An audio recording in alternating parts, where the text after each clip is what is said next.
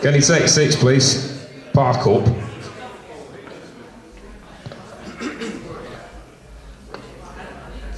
Right, welcome to New Horizons, everybody, and a massively happy New Year to you all. And a huge welcome back to Neil Sanders with MK Ultra, LSD and the hippie movement. Neil's interest and expertise in the research and exposure of mass social conditioning, highlighting the brilliant minds and cold hearts of certain types of, usually men. Social conditioning has been around for centuries, varying from overt and aggressive to gradually more subtle. The Inquisition, for example, or the coercion of men and underage boys to fight during World War I, for instance. The boys being presented with a white feather by girls, themselves altered in some way. The men exposed to persistent newspaper headlines and propagandist posters. My grandfather was an infantry soldier at 15 after no doubt feeling the call of duty. Neil tonight focuses on the marked increase in certain drug availability and sudden appearance of a group of young people worlds apart from their parents during the mid-60s and onwards, the hippies, who may have evolved naturally or, on the other hand, been the result of a well-planned experiment. So, without further ado, let's find out a little bit more. Neil Sanders, thank you.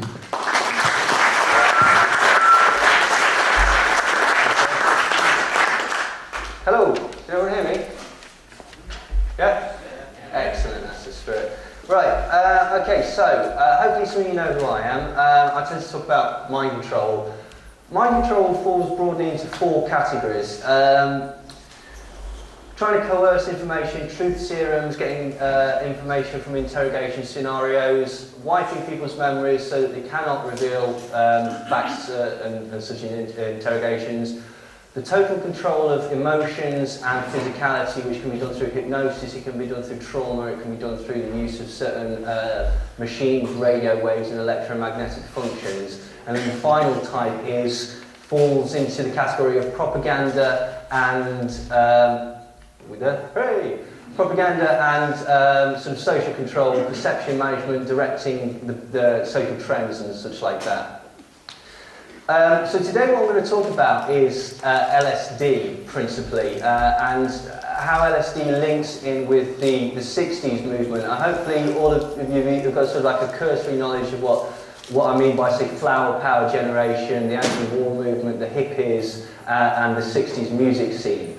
My contention is that, sadly, the whole thing, the elements that started the 60s, that sort of fermented the 60s, and then the elements that ultimately destroyed the 60s were all intelligence agency experiments. This is my contention, and hopefully I'm going to show that with this talk. So, one of the main ways of sort of creating mind control is through trauma. I don't know if anyone's ever been in like a car accident or anything like that, or knows anybody who's been in a car accident. Often you won't be able to remember the actual crash itself. You'll sort of wake up at the side of the road, or you'll have to be told later what happened. So, oh no, yeah, you span across the road and you ended up flipping the car 3 or 4 times. That's not because you've blanked out, it's not because you've become unconscious or anything like that. What it is that your brain has a defense mechanism whereby very, very traumatic memories, it will blank them out, it will create an amnesic shell around them, therefore basically stopping you from reliving that traumatic experience again and again and again and again. And this is why basically when repressed memories come back, that's why it happens, because these amnesic barriers are breaking down. If you can do that enough, what you can do is you can split the mind into several sort of barriers like this, like a sort of honeycomb or a grid pattern. And each of the individual sort of, sections could be considered like an individual personality, and they could even be unaware of the other personalities. So that is one method. But what we're going to talk about today is the druggings, essentially. Now, although the application of trauma is effective, it was very, very effectively used by the CIA and also by Nazi Germany as well. What they wanted to do was they wanted to gain a far more measured control in response to stimuli, and so the CIA were far more interested in the use of drugs and also the use of hypnotic suggestion. But drugs such as LSD were seen as a potential weapon due to their hallucinatory and perception-altering effects. Now, in 1951, in the French town of Pont-Saint-Esprit. It is alleged that the CIA released a cloud of high-grade aerosolized LSD into the area, which basically caused mass hallucinations. Several people went mad, and a couple of people actually ended up dying. One person drowned under the effects of the drug. Now, actually, if you go into the official records, the Pont-Saint-Esprit incident is still explained as being the result of the fabulously psychedelic qualities of some mouldy local bread.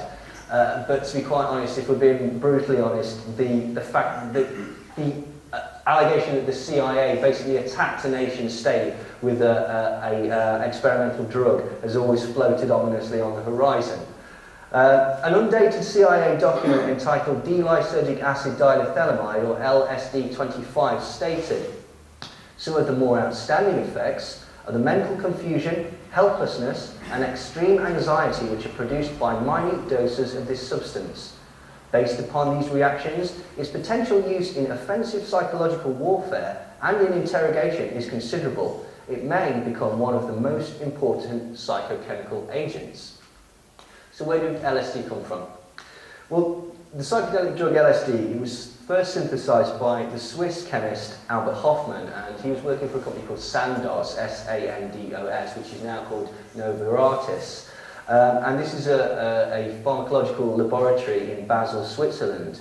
And he first discovered LSD in 1938, but it wasn't until 5 years later, in April 1943, that he actually discovered that it had psychedelic properties. Now, the reason that he was looking into LSD was to obtain a respiratory and a circulatory stimulant, which is known as an analeptic. It basically used to be used in surgery. But whilst he was resynthesizing this in 1943, he accidentally absorbed a bit of it into his fingers. Some of you may know that LSD, you can absorb it through your skin. And so serendipitously, he managed to discover the fabulous psychedelic properties of it. And he described the events. He said, "I was affected by a remarkable restlessness, combined with a slight dizziness. At home, I lay down and sank into a not unpleasant, intoxicated-like condition, characterized by an extremely stimulated imagination. In a dreamlike state, with eyes closed, I found the daylight to be unpleasantly glaring.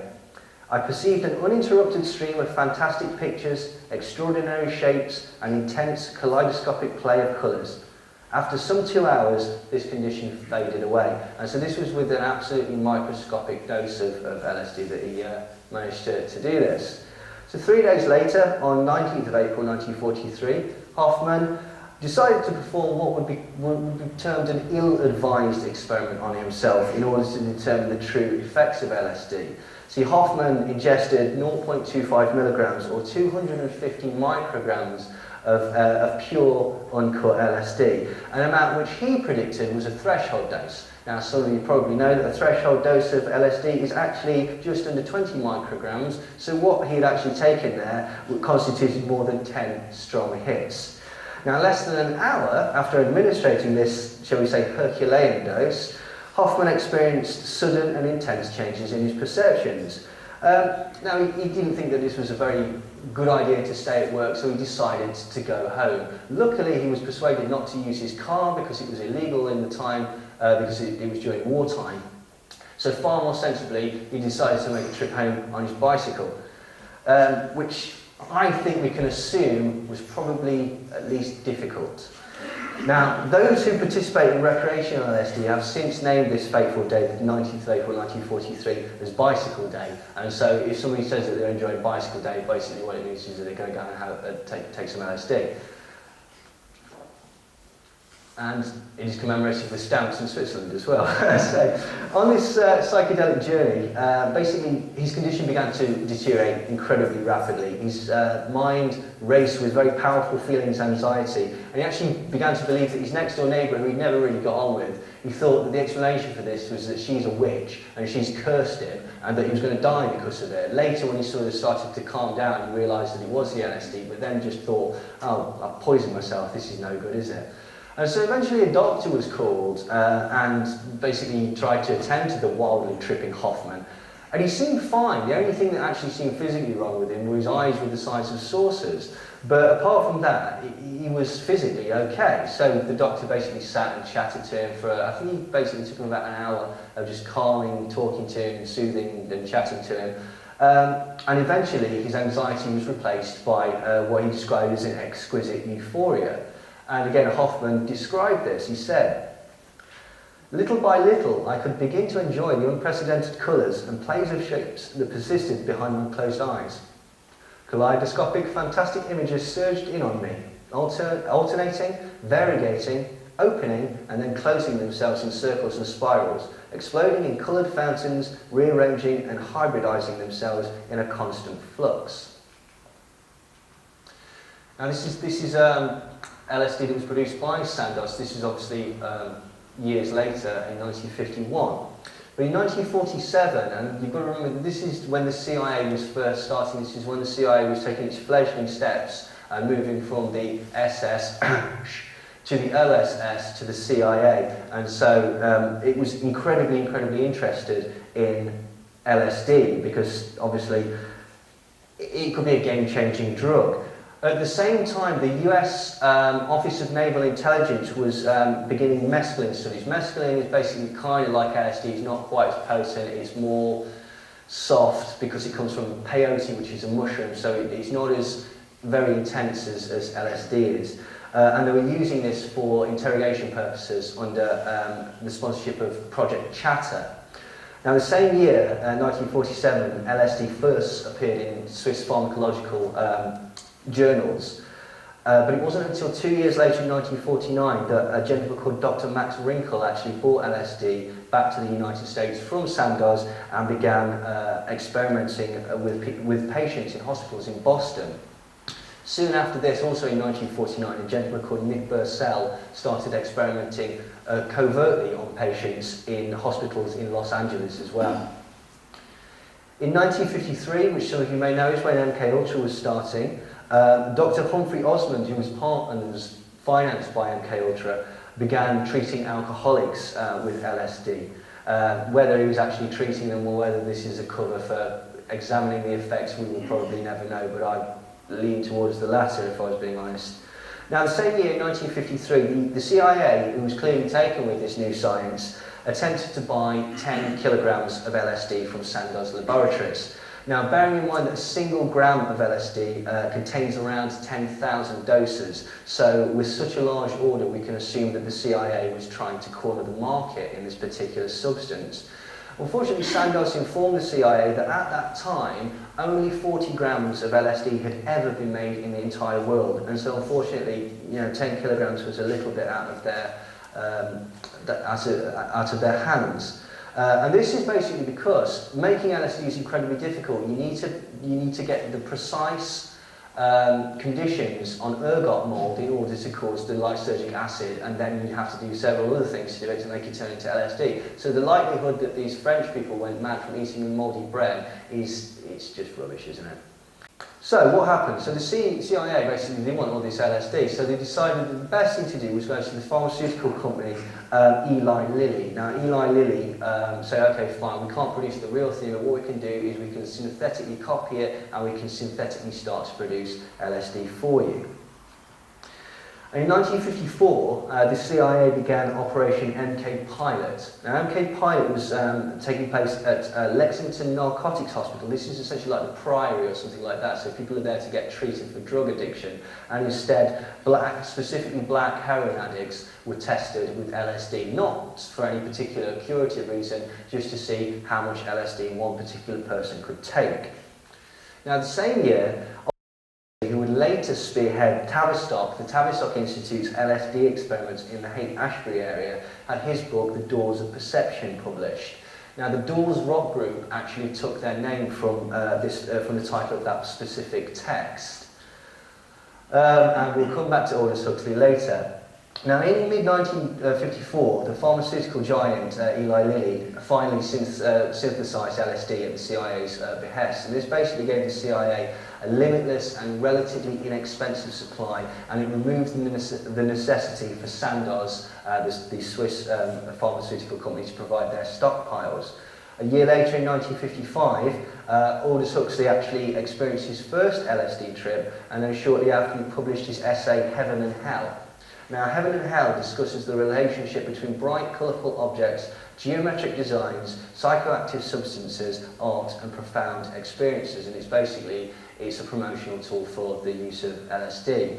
Heaven and Hell refer metaphorically to what Huxley perceives as the two contrary mystical experiences that could potentially wade you through the doors of perception. Essentially, you're going to have a good time, or you're going to have a bad time.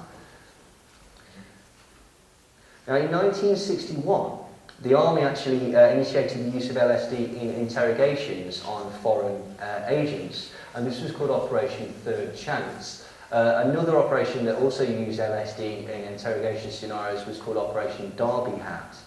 However, by 1962, officially the CIA withdrew support for above-ground LSD research studies, but this is absolute garbage because basically the Tulane University was carrying on with Robert Heath, Harvard was doing experimentation, McGill University in Canada, Colgate University was doing it, St Thomas's Hospital in London was doing it, Lexington in Kentucky, and about 40 others basically. So the idea that they stopped actually using LSD is something of a misnomer. And at the same time, Congress passed and began to enforce drug safety regulations. So what they did was they made the substance illegal. Now, in the same year, the FDA designated LSD as an experimental-only drug and strictly restricted research. And by April 1966, Sandoz had officially stopped supplying LSD to research scientists. This is not because they care about you and because they don't want you to harm yourself on LSD. This is so that only the CIA can study it. That's it. That's as simple as that. There is always another reason behind any drug legislation. In this particular thing, it was so that nobody else could get to understand how this particular drug worked. And as I say, Ewan Cameron was still using LSD throughout the 60s in Canada, as was William Sargent in London. And LSD experiments were also performed in Birmingham Hospital in England under a gentleman called Joel Elks, who later went over to America and continued with MK Ultra. And the other thing is the children were also tested with LSD, and not just a few, quite a lot. Creedmoor State Hospital in 1963, I believe, released a report talking about 4 to 14-year-old boys that were given daily intravenous doses of LSD, just to basically see what happened. Now, in a memo describing the purpose of one particular MK-Ultra program, Richard Helms, who was the head of the CIA at the time, stated, "We intend to investigate the development of a chemical material which causes a reversible, non-toxic, aberrant mental state, the specific nature of which can be reasonably well predicted for each individual. This material could potentially aid in discrediting individuals, eliciting information, and implanting suggestions and other forms of mental control." Now, they were obviously doing lots of experiments with these various types of things in safe houses and hospitals and various places all over America. Now, one particular New York Times article actually explained the hopes of those involved in those experiments, and this was an expose of the history of the CIA. And so the experimentation was aimed at finalising techniques that could not only be used on the enemy, but also, for reasons of national security, on their own previously loyal agents. And this is the quote. It said, "They wanted to reduce a man to a bewildered, self-doubting mass, to subvert his principles. They wanted to direct him in ways that may vary from rationalising a disloyal act to the construction of a new personality. One of their longest-running goals was to develop a way to induce amnesia. They wanted to be able to interrogate enemy espionage agents in such a way that neither the agents nor their superiors would know that they had been compromised. And they wanted to be able to wipe clean the memories of their own agents after certain missions, and especially when they were going into retirement." I want you to remember that for the second half of the talk, wiping people's memories, replacing behaviour patterns with other people, because somebody that's rather surprising did exactly the same thing. But that was the point of all the MK-Ultra experiments in Canada, all the MK-Ultra experiments in London, all the MK-Ultra experiments in St Elizabeth's Hospital in Washington, wiping people's memories so that they could then, well, it was sold as a therapeutic practice, so they were wiping away harmful patterns so that they could introduce new socially viable patterns, basically. And it was all run by this gentleman, Sidney Gottlieb, who was the overall head of the MK-Ultra program. And In hundreds of experiments, he personally gave LSD to numerous people, including prison inmates, because essentially they can't argue. And one of these included the mob boss, Whitey Bulger, who actually complained of headaches, hallucinations and nightmares for the rest of his life. And basically, Whitey Bulger was an extremely violent Irish mob boss. So has anyone seen the film The Departed?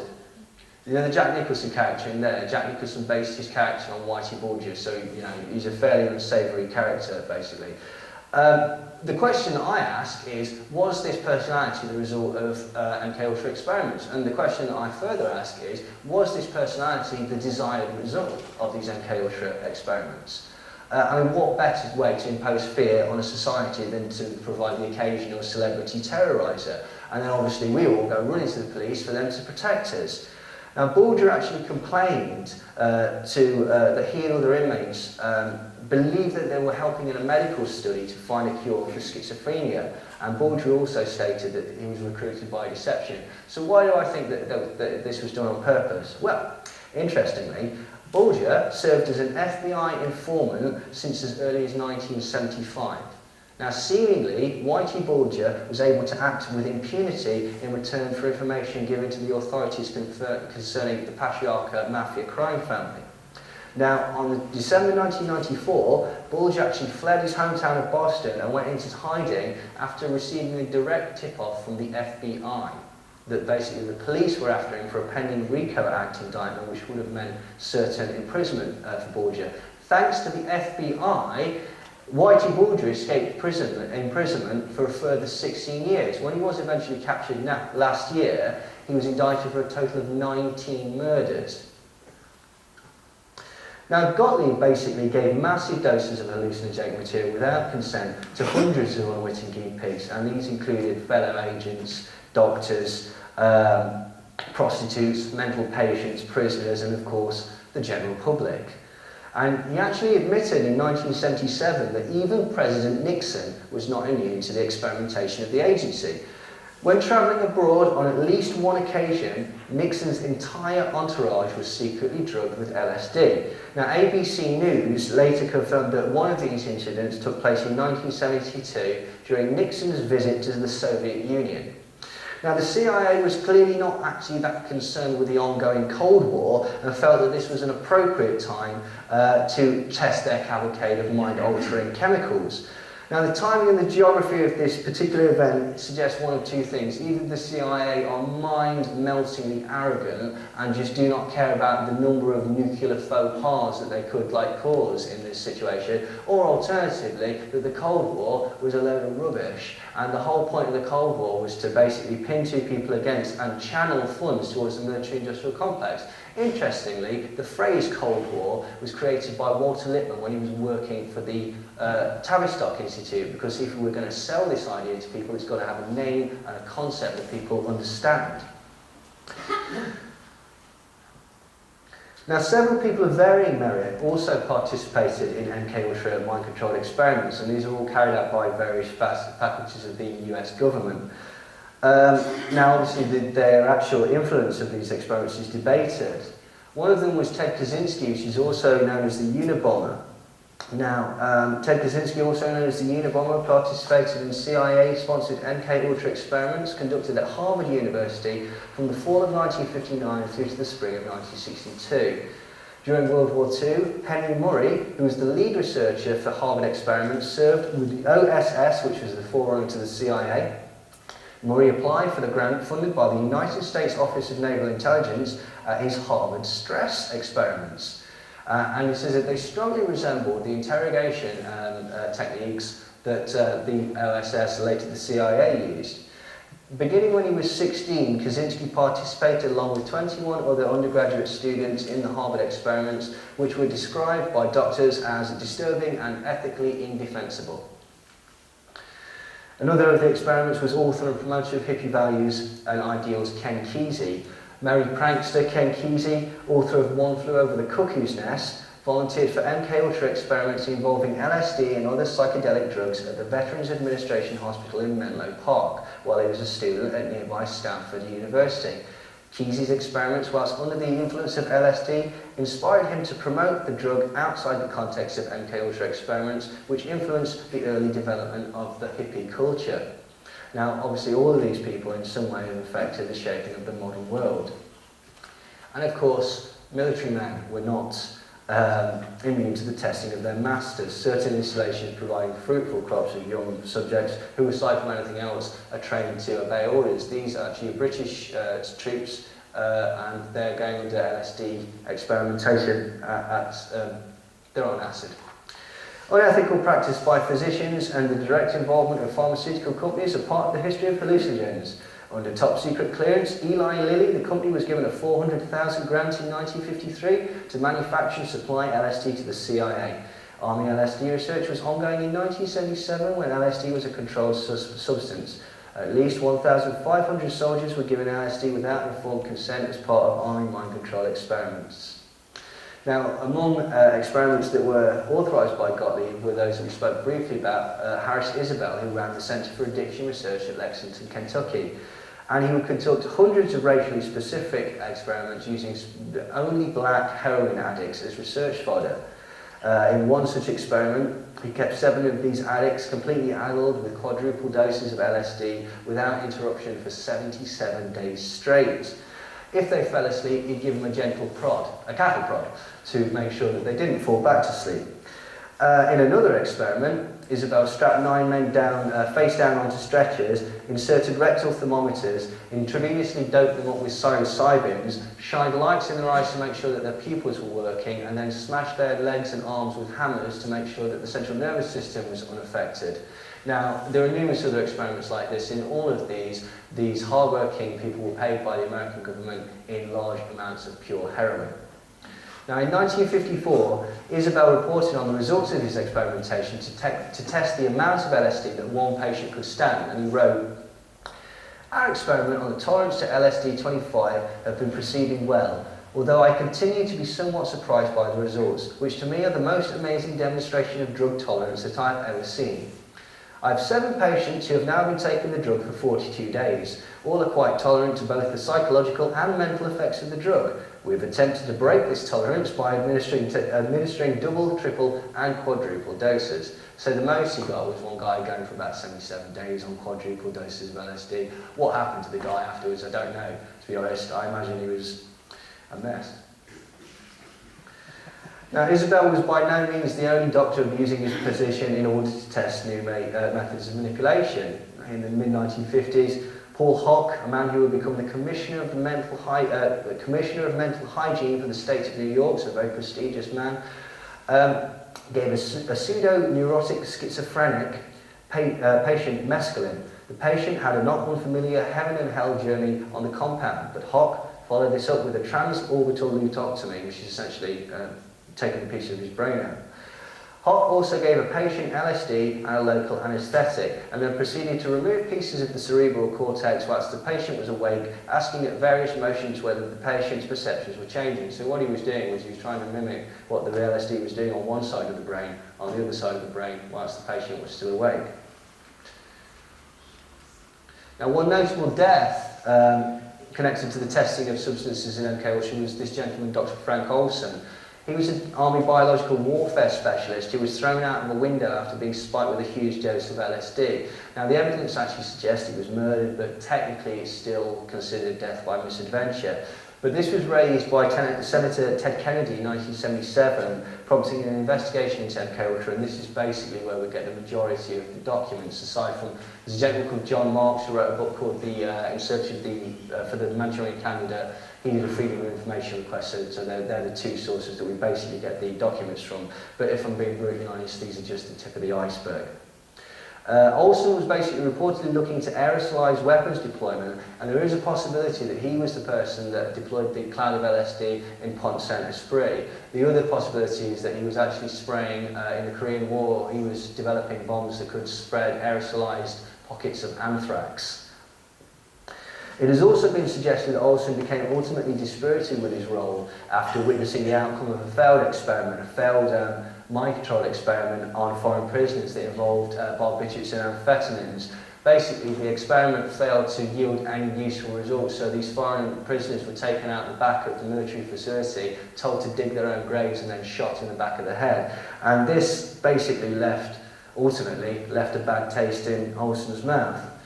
Now, and this has been reported many times, in the CIA's very first experiment with LSD on a group of unwitting men, one of them, Dr. Frank Olsen, a civilian working on top-secret germ warfare in a unit at Fort Detrick, Maryland, which provided data for both the Army and the CIA, went into a depression that ended with his leap from a 10th-story hotel room window in Manhattan in 1953. Earlier in the same year, in the first experiment with psychochemicals, Harold Blauer, a professional tennis player, had been given a fatal dose of mescaline derivative at the New York State Psychiatric Institute in Manhattan. The fact that both men died in government experiments was kept secret from their families and the general public for more than 20 years.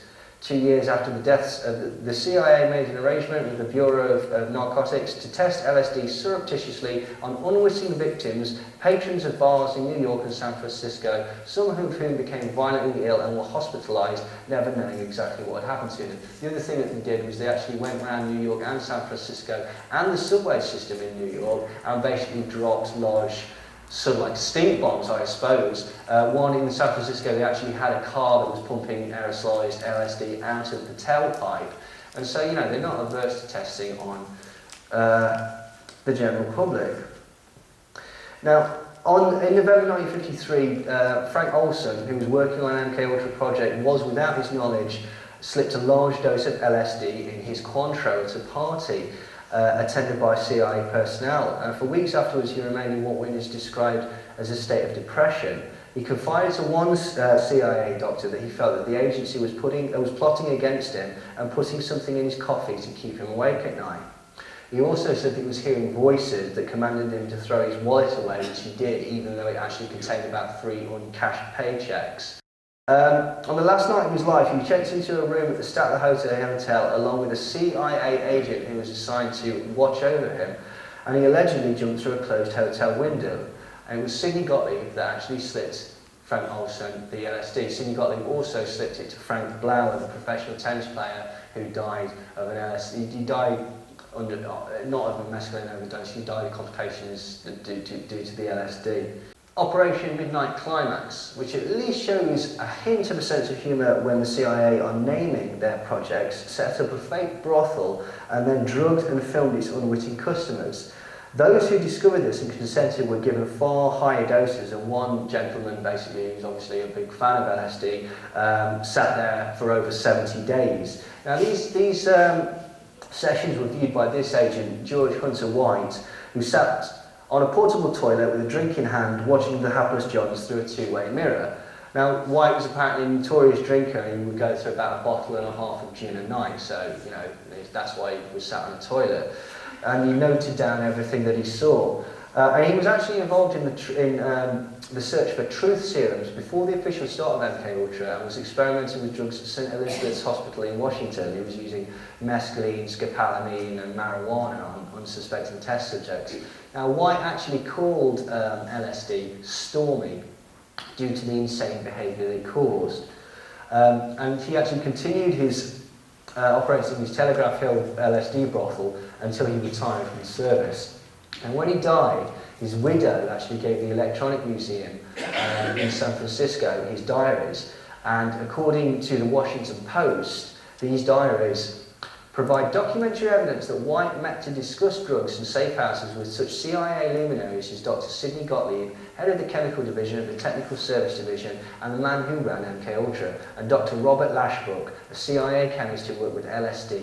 Other high-ranking CIA officials mentioned prominently includes James Angleton, Stanley Lovell, and C.P. Cable. Gottlieb and Lashbrook have been subpoenaed to testify before a Senate subcommittee investigating the MK Ultra project, but they didn't really say anything. Robert Lashbrook was involved in Canada, wiping people's memories with Ewan Cameron. Now, White actually detailed in his diary how one of his favourite hobbies was going down to the local restaurants, or going down to the local beach, or hanging out in city bars and slipping people, unsuspecting members of the public, doses of LSD, and then just sitting back and laughing as these people went insane. And upon retirement, he actually wrote to Harry Anslinger, who was his boss at the Federal Bureau of Narcotics, and he said, "I was a very minor missionary, actually a heretic, but I toiled wholeheartedly in the vineyards because it was fun, fun, fun. Where else could a red-blooded American boy lie, cheat, steal, rape and pillage with the sanction and blessing of the All-Highest?" And the All-Highest means the agency.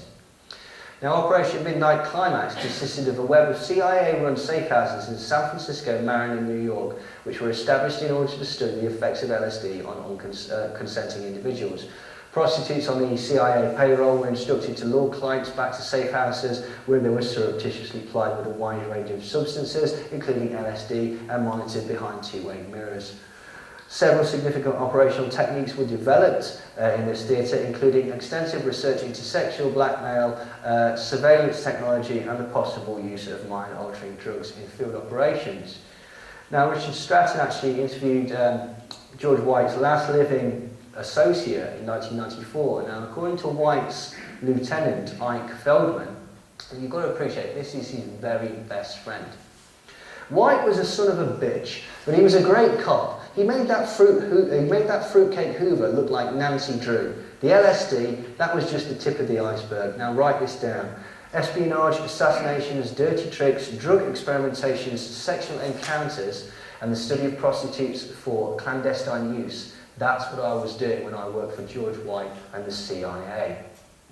Now, George White was infamous for a particular skill that he perfected, namely assassination. Now, his particular method was a single, powerful, close fist to the back of the skull, just behind the ear. And then what this would do is it would cause a small shield of bone to punch through and basically stab into your brain, killing you, hopefully killing you almost instantaneously. By strange coincidence, this is exactly the same injury that killed senior biochemist Frank Olsen. And by an even further strange coincidence, the CIA agent that was assigned to look after Frank Olsen in his troubled state at the Statler Hotel in New York was none other than George White. I have my suspicions, I'll be honest. Okay, so now we're getting on to the sort of the meat. So that gives you the idea of the sort of background. So this gives you the idea of the lack of scruples that the CIA and the military-industrial complex have got, and also the sort of lengths that they will go to try this drug. You've also got to remember as well, okay, bear in mind that at this time LSD was illegal. Sandoz had stopped producing it. Only Eli Lilly was producing it. Okay, so. And this is initially strange, but it is a very true fact concerning artists in the top echelons of film and music, is how frequently their managers, all their producers have military and or military-industrial complex connections.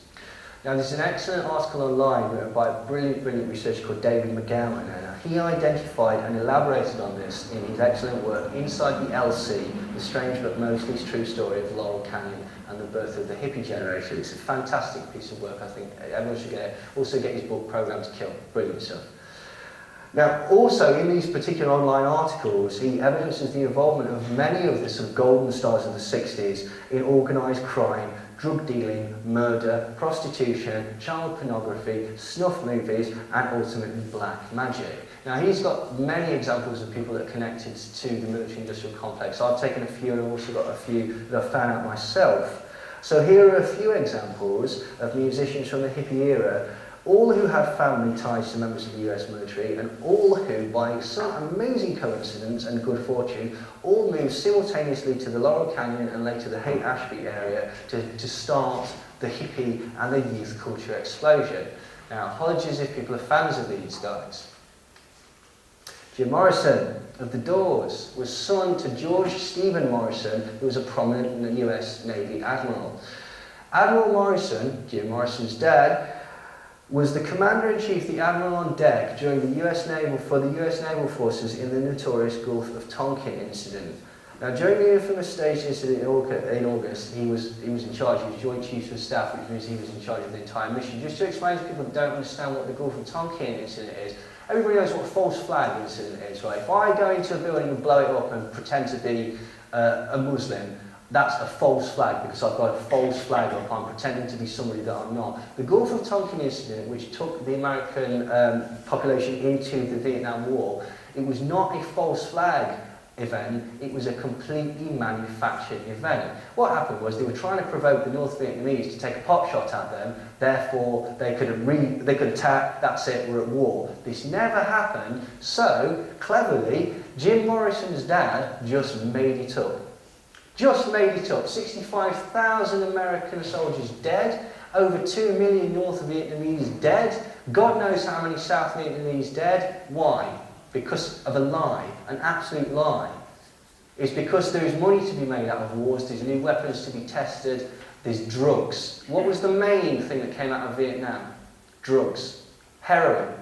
Heroin, which was also after the hippie explosion. You get people involved in one echelon. I'm not saying certain drugs are a gateway, I think that's wrong. But what it does do is it puts you in a scenario whereby you don't so much mind breaking the law. Or you're in a scenario where you're surrounded by people who have got connections to other things. So it's not a gateway drug, but it opens doors for you. And therefore, basically, the government, who let's not muck about, supplies all of it, because nobody's got any boats, nobody's got any planes, they can then take everyone to heroin. The amount of soldiers that came back from the Vietnam War strung out on heroin was unbelievable. More soldiers kill themselves when they come home from conflicts than die in the actual conflicts. But we digress. So essentially, his father was Admiral Morrison. Now, Jim regularly visited and stayed on military bases during his childhood, and there are also rumours that he was sexually abused as a younger, and possibly rumours that his father was the culprit. Here's Jim, 2 years before the Doors' first album came out, looking quite different. Here's his dad on deck. Now, Jim always claimed to the media that his parents had died in a car crash when he was very young, when in actual fact, both his parents outlived him. Now, as an interesting aside, because we're talking about mind control, Jim claimed that he was possessed by the spirit of a Native American shaman. And this Native American shaman gave Jim Morrison his vocal ability. When Morrison quit the music industry, he explained to the media and to the rest of his bandmates that he could no longer perform or sing because the Native American shaman had departed from his body, leaving him talentless. Frank Zappa's father, Frank Zappa, works as a mathematician and a chemist for the US defence industry at the notorious Edgware Arsenal. Edgware Arsenal is basically one of these, like Fort Detrick, Maryland. It's one of the places where all the mind control experiment drugs are produced, including one called STP, which we'll come to later. Now, despite being commonly thought of as a key figure within the hippie movement, Frank Zappa actually never made it a secret that he had nothing but contempt for the hippie ethos. He also had a complete contempt for anybody that took any type of illegal drugs. And despite popular belief, he actually describes himself as a conservative and a Republican. Frank Zappa never made it a secret. He actually was also a vocal supporter of the Vietnam War, which not a lot of people realise. Zappa also married Gail Sloatman, Adelaide Gail Sloatman, who was raised in a Korean military family which produced a long line of Korean naval officers. Now, his father-in-law, her father, reportedly worked on classified nuclear weapons research for the US Navy. Now, his wife, Gail Sloatman, attended by sheer coincidence the exact same kindergarten as none other than Jim Morrison, where she's rumoured on one occasion to actually have hit him across the head with a hammer. Now, Gail herself also worked as a secretary for the Office of Naval Research, and she once told an interviewer that she heard voices all of her life. American folk singer Joan Baez's father, Albert Baez, was described as a bright young Stanford Research Institute scientist who later took on a post at Los Alamos, Mexico, home of the atomic bomb. He was also a research physicist at Cornell University in Ithaca, New York, at a time when the institute was definitely being used for MK Ultra mind control experiments. Joan Baez, gone too far, Joan Baez claimed to be a victim of ritual abuse as a child and also claimed to have multiple personalities. When Joan's father was head of operations research at Cornell, part of his role consisted of working closely, controlling the funds of the Human Ecology Fund. Some of you may know that the Human Ecology Fund is a financial fund that basically equals the CIA MK Ultra project. John Phillips of the Mamas and the Papas, Papa John Phillips, was the son of a retired Marine Corps captain named Claude Andrew Phillips. Remember him because we'll come back to him later. John was accordingly educated at a series of elite military prep schools in Washington, D.C. and attended the prestigious U.S. Naval Academy at Annapolis. Phillips was married at one time to Susie Adams, who was a direct descendant of founding father John Adams, who was America's first vice president and second president after George Washington. The former Miss Adams claimed her father was a veteran of cloak and dagger stuff with the Air Force in Vienna. Now, she also worked at the Pentagon, so his first wife, or second wife, I forget, worked at the Pentagon, as did his sister. John Phillips' sister, Rosie, also worked with the Pentagon for over 30 years. John's mother, Dean, also worked at the Pentagon for over 30 years, but in what capacity, it is unknown. John Phillips, Cass Elliot, Jim Morrison and Adelaide Gale Sloatman all went to exactly the same kindergarten and exactly the same high school, then moved to the Laurel Canyon area within a week of one another. Coincidence? Now, actress Mackenzie Phillips, who's John Phillips' daughter, claimed in her autobiography that she and her father had had a 10-year incestuous relationship beginning in 1979 when she was aged 19. Now, apparently the abuse began on her wedding night when Phillips allegedly raped her while they were both under the influence of heroin. Whilst Mackenzie has never recanted her allegations, even going so far as to claim that her father paid for the abortion of a baby that was his, the rest of the family actually claim that this is untrue. An interesting aside here, Cass Elliot and John Phillips knew the Manson family. They didn't just know them, they were good friends with them. They knew them incredibly well. Mama Cass actually lived just across the street from Abigail Folger and Wojtek Frykowski, who were two of the members at the Tate slaying. Family members Bobby Bosley and Tex Watson also for a time lived on the same street. Now, the Manson family actually used to stay with Cass Elliot for extended periods of time. This was when they weren't hanging out with Dennis Wilson or Jimi Hendrix or Neil Young, which they were all good friends with. One of the interesting connections is that Elliot and Phillips were both listed as defence witnesses during the Charles Manson trial, but were never actually called because Charles Manson did not put on a defence. Cass Elliot's boyfriend was a drug dealer called Billy Doyle. Some of you may know a little bit about the Manson killings. I could talk for hours about them, so if you want to come and chat to me afterwards, feel free. Her boyfriend was a gentleman called Billy Doyle. Billy Doyle was a drug dealer that had sold Wojtek Frykowski a bad batch of MDA. MDA is basically ecstasy. The night before the Tate slayings, Billy Doyle, Mama Cass's boyfriend, straight Satan motorcyclist, was whipped, tied up and sodomized at the Polanski house by Wojtek Frykowski. So we can see that the actual reasons for the killings and the connections with these people go an awful lot deeper than what you've been told. David Crosby of the Byrds and Crosby, Stills, Nash and Young was the son of a military intelligence officer, Major Floyd Delafield Crosby. In 1927, Floyd Crosby, the father of David Crosby, was in Haiti during the occupation by the US Marines, and also present was Captain Claude Andrew Phillips, the father of Papa John Phillips. Coincidence? Suffice it to say that the Crosby family tree includes a dizzying array of US senators and congressmen, state senators and assemblymen, governors, mayors, judges, Supreme Court justices, Revolutionary and Civil War generals, signers of the Declaration of Independence and members of the Continental Congress. Joni Mitchell's father, Bill Anderson, was an officer in the Royal Canadian Air Force, and during the war years she actually moved with her parents to a number of bases in Western Canada. Jackson Browne was born in a military hospital in Heidelberg, Germany, and the product of yet another career military family. Browne's father was assigned to post-war reconstruction work in Germany, which is likely a euphemism for being in the employ of the CIA, or the OSS as it was called. Graham Parsons of the Flying Burrito Brothers was the son of Major Cecil Ingram Coondog Connor II, who was a decorated military officer and bomber pilot who reportedly flew over 50 successful combat missions. Stephen Stills of Buffalo Springfield and Crosby, Stills and Nash also came from a military family. Stephen Stills attended schools on military bases and was later sent to the elite military institution, Admiral Farragut Academy, to continue his education. Jerry Garcia, legendary guitarist of the anti-establishment Grateful Dead, in an interview in Rolling Stone magazine that he joined the army in 1960. He was discharged within a year for being constantly AWOL, although rather strangely, he received no further punishment for this rather serious transgression. Another mystery is how Jerry Garcia actually managed to join the army at that time, because he was only 17 at the time.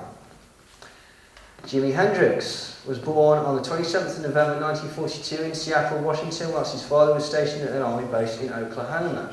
Jimi Hendrix also later joined the parachute corps. He broke his ankle, supposedly on purpose, and actually left the army. But when he first moved to London as a virtuoso guitar player in London, he actually supported, this is again not commonly known, but he actually supported the Vietnam War. He felt that the threat of communism, particularly Chinese communism, was enough to enter into Vietnam. It was only later, having spent time with the Beatles and certain other activists in London, that he changed his mind, and he later became a vocal promoter of the Black Panther Party as well. And this may be what led to his downfall. You see, Jimi Hendrix's manager was this shadowy figure named Michael Jeffrey, who admitted to being an intelligence agency with links to both British and American intelligence services. Now, this was highlighted in several books: Jimi Hendrix, Electric Gypsy, Hellhounds on their Trails, and Setting the Record Straight, which all will talk about this and all have the documentary proof. Now, Jeffrey allegedly boasted of undercover work against the Russians on murder, mayhem and torture for the foreign countries. And his father actually revealed that his son had lived in Egypt on government facilities for many years prior to meeting Jimi Hendrix, and bizarrely could speak fluent Russian. Now, friends of Hendrix actually suspected that Jeffrey was stealing money from him, and this actually turned out to be true. Basically, the majority of live performances that Hendrix performed in his life, Michael Jeffrey siphoned off the money and completely stole it. When he found this out, he cut all ties to Michael Jeffrey and fired him. Afterwards, Hendrix was clearly, visibly, very, very frightened, and told several people, the next time I go to Seattle will be in a pine box. This was in July 1970, and he died 2 months later. Michael Jeffrey reportedly confessed to recording engineer Alan Douglas as to his involvement in the murder of Hendrix 2 days after Hendrix's death. Now, it is believed that he murdered him because Hendrix had started supporting the Black Panthers, and he was seen as somebody who could popularise the group and bring them attention, and also bring attention to their cause.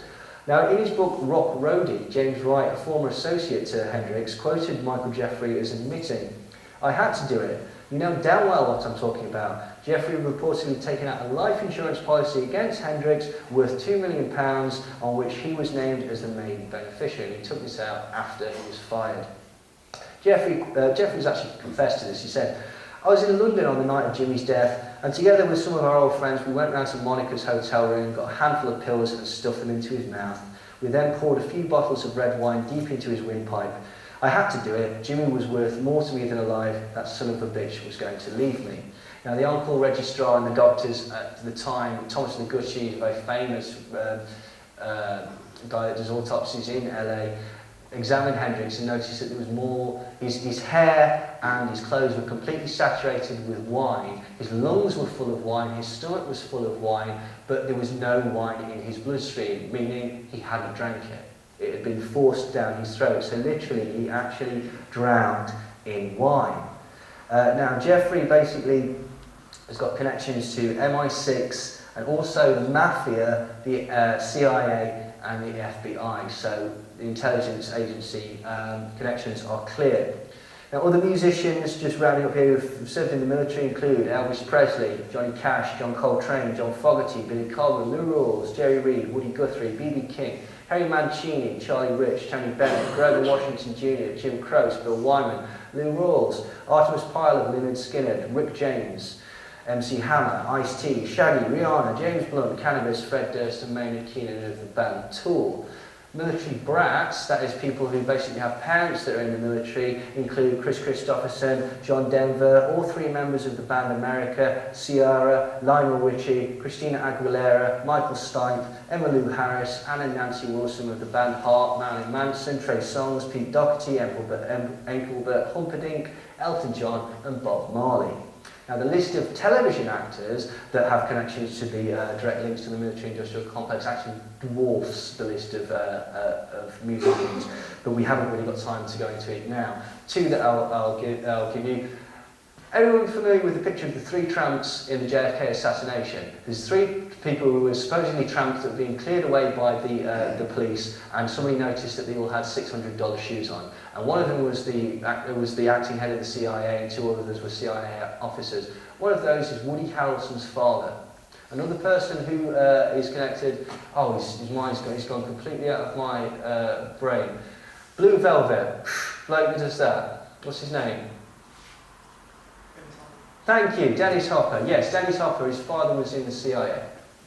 And he admits this. And again, but the connections, the amount of people that are connected to the military-industrial complex, the intelligence agencies, or the military in these very, very specialist industries is remarkable. Now, I understand that sometimes there is a draft, sometimes people don't have a choice in these matters, but when you start to look at it, because this is an incredibly specialist area, and particularly when you look at the amount of artists that are taken to the top echelons of the industry without, frankly, deserving it, it becomes very, very strange the amount, particularly all from a similar genre, that have connections to the military-industrial complex. And hopefully, in the next half, you will see why I believe that it is that they did that. So, thank you. That confirms the first half. Thanks very much. Hope you enjoyed that. I'll be back in a bit. Yep. Sweet.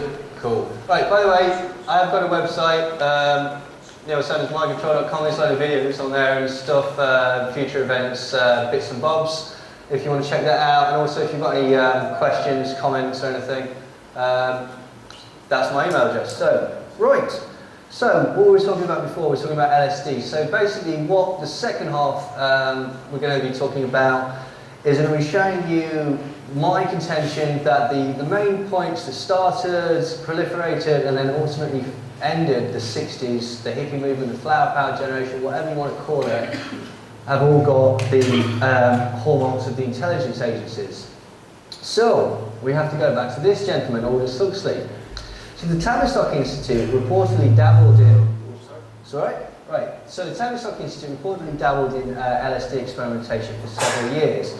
Initially spearheaded by brave new world author Aldous Huxley. Now, Jim Keith actually shows the evidence for this in his fabulous book, Mass Control, World Control, which is another one I'd highly recommend. Now, apparently, their aim was to introduce a euphoric drug onto the populace for the purpose of control. A drug not dissimilar to the mythic soma that Huxley wrote about in his book of Brave New World. Now, the purpose of soma was to sedate and elevate the mood of the taker, relieving all worries. Now, in the book Brave New World, which hopefully some of you have read, soma is described as a hallucinogen which allows users enjoyable, hangover-free holidays.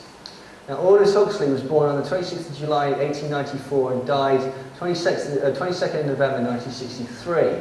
He was an English writer with great influence in the popularisation of psychedelic substances, particularly in academic texts. Huxley actually edited the magazine Oxford Poetry, and he also published short stories, poetry, travel writing, and film stories. Now, Huxley was actually educated at prestigious Eton and later studied English literature at Balliol College, which is a constituent college of Oxford. Now, the undergraduates of Balliol are traditionally considered to be among the most politically active, and in fact, the college's alumni have got 3 British Prime Ministers. Huxley actually spent the rest of his life, the late part of his life in the United States, living in Los Angeles. Is there anything significant in the date 22nd of November? Because we have the 22 and the 11, you get 33, don't you? Don't know, it could be. 33, incidentally, is my birthday. Oh, possibly. I mean, one of the things that he did do was on his deathbed, as he was dying, he actually took 100 micrograms, which constitutes 5 strong hits of LSD. So, bearing in mind that he thought that this is a transcendental type of drug and a sort of a spiritual thing, yeah, that is entirely possible. There could be something to the death of his date that I'd not actually considered. Now, basically, the other things that Huxley was interested in, he's a humanist, a pacifist apparently, a satirist. He was also later interested in parapsychology and philosophical mysticism, and obviously he's also well known for advocating psychedelics such as mescaline, peyote and LSD. Now during the 20s, Huxley actually formed a close relationship with the author D.H. Lawrence, with whom he actually travelled around Italy and France. It is rumoured that Aldous Huxley and D.H. Lawrence were actually lovers, and it's also rumoured that Huxley was a member of the quasi-religious Nazi mystical sex cult, the Children of the Sun, or the Sonderkind as they were actually called. Now what is true is that Aldous Huxley was known to be friends with MK Ultra doctors George Estabrooks and Louis Jolly on Jolly West. Now, Huxley actually worked briefly as a teacher of French at Eton, where one of his pupils was a young Eric Blair, or George Orwell to you and I. And in October 1949, Huxley actually wrote to Orwell, who by this time had actually authored 1984, and he congratulated him on how fine and how profoundly important the book was. In the letter that he wrote to Orwell, he also said, "Within the next generation, I believe that the world's leaders will discover that infant conditioning and narco-hypnosis are more efficient as instruments of government than clubs and prisons, and that the lust for power can be just as completely satisfied by suggesting people into loving their servitude as by flogging them and kicking them into obedience."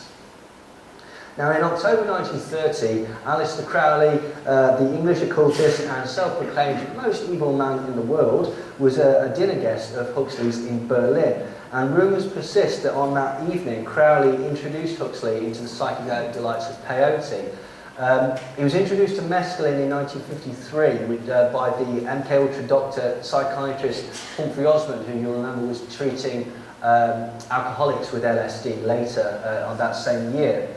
And it was through Humphrey Osmond that Huxley met the millionaire Alfred Hubbard. Alfred Hubbard we'll come on to shortly, and he was one of the first people who was able to provide large quantities of LSD.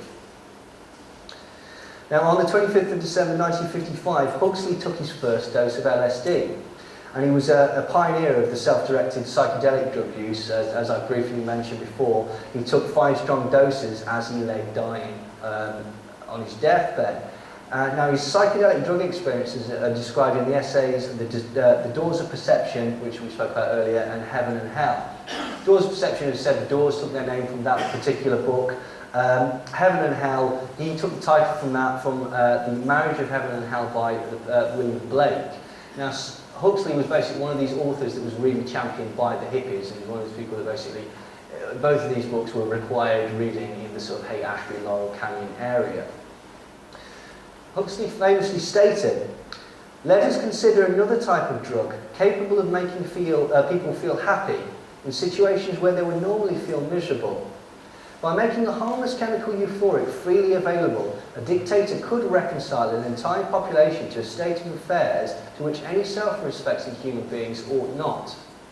There will be, in the next generation or so, a pharmacological method of making people love their servitude and producing dictatorships without tears, producing a kind of painless concentration camp for entire societies so that people will in fact have their liberties taken away from them, but will rather enjoy it.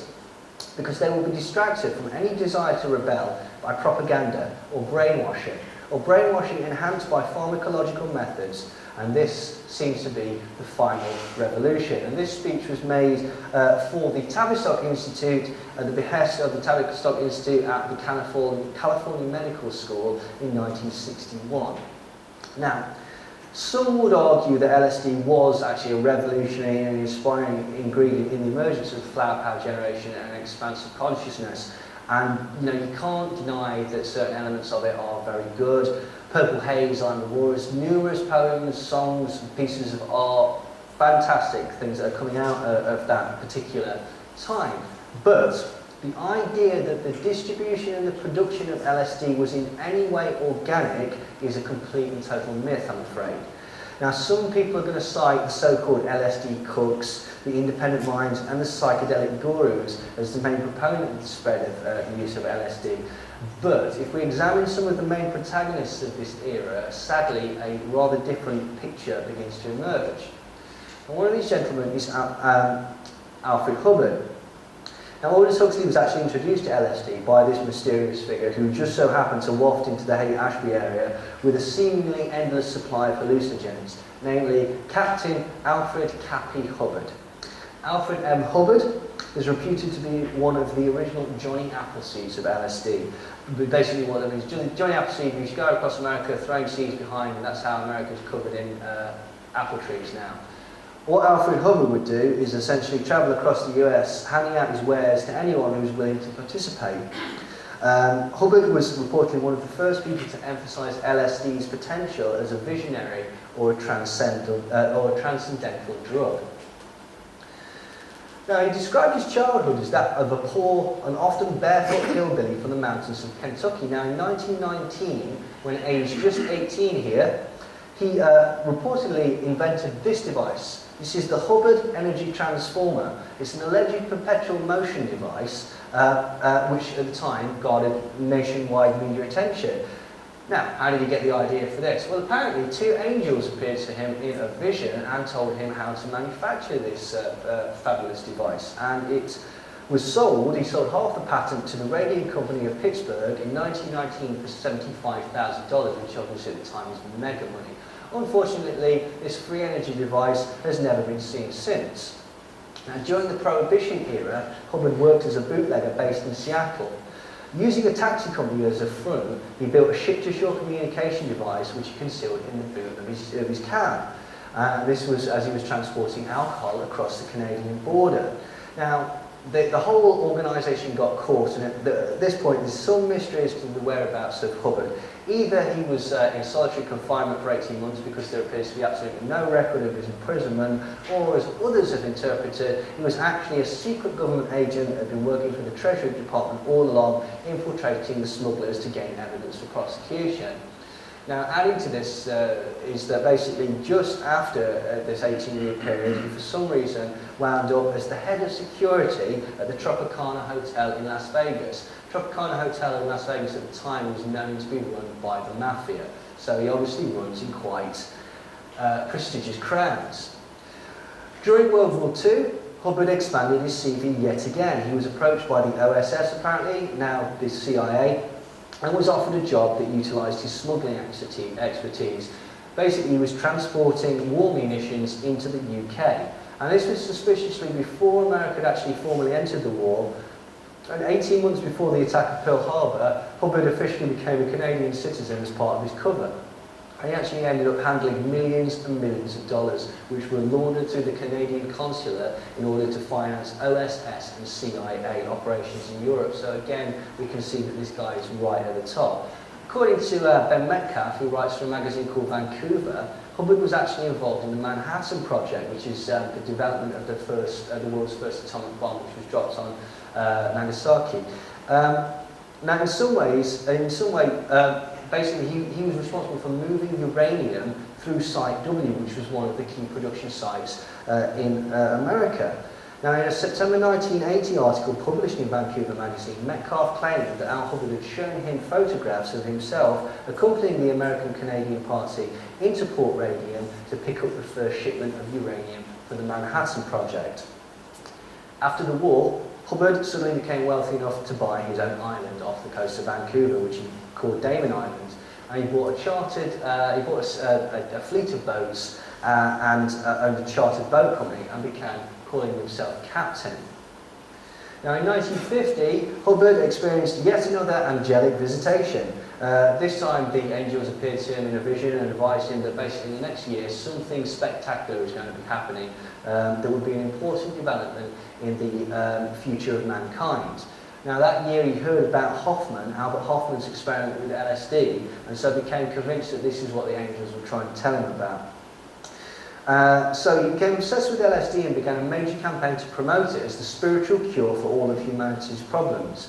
Now, this chap here introduced thousands of prominent people to the drug. As I say, he was one of the Johnny Appleseeds of LSD, and he went across America introducing it to scientists, politicians, intelligence agents, diplomats, church figures, people such as Aldous Huxley, Stanley Kubrick, and according to Hubbard's claims, although this has never been conclusively proved, His Holiness the Pope.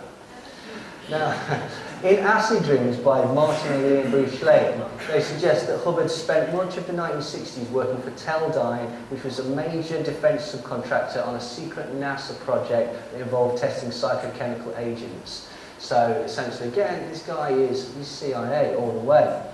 At some unknown date, Hubbard seemingly acquired a doctorate degree from the University of Kentucky in Lexington, which is amazing because he didn't actually attend a single class, but still managed to get a doctorate, which is pretty impressive. You've got to remember as well, this is exactly the same university where Isabel Harris would experiment on predominantly black heroin addicts, so we know that this is an MK Ultra LSD experimental hospital. He listed his doctorate as part of his credentials in the 1970s when he went to work for the Tavistock Institute-directed Stanford Research Center. Now, Jim Keith of Mass Control, Will Control wrote, one associate of Hubbard's was New World Order theorist Willis Harman at the Stanford Research Institute. Stanford had earlier received grants from the US Army to research chemical incapacitants. When visited by a representative of the underground press at Stanford, Harman told the press agent, "There is a war going on between your side and mine, and my side is not going to lose." The website World Net Daily also claimed to have Freedom of Information Act requests of CIA declassified materials, documents, and other notation which indicate that Alfred Hubbard was indeed in contact with MK Ultra director Sidney Gottlieb and George Hunter White of Operation Climax fame.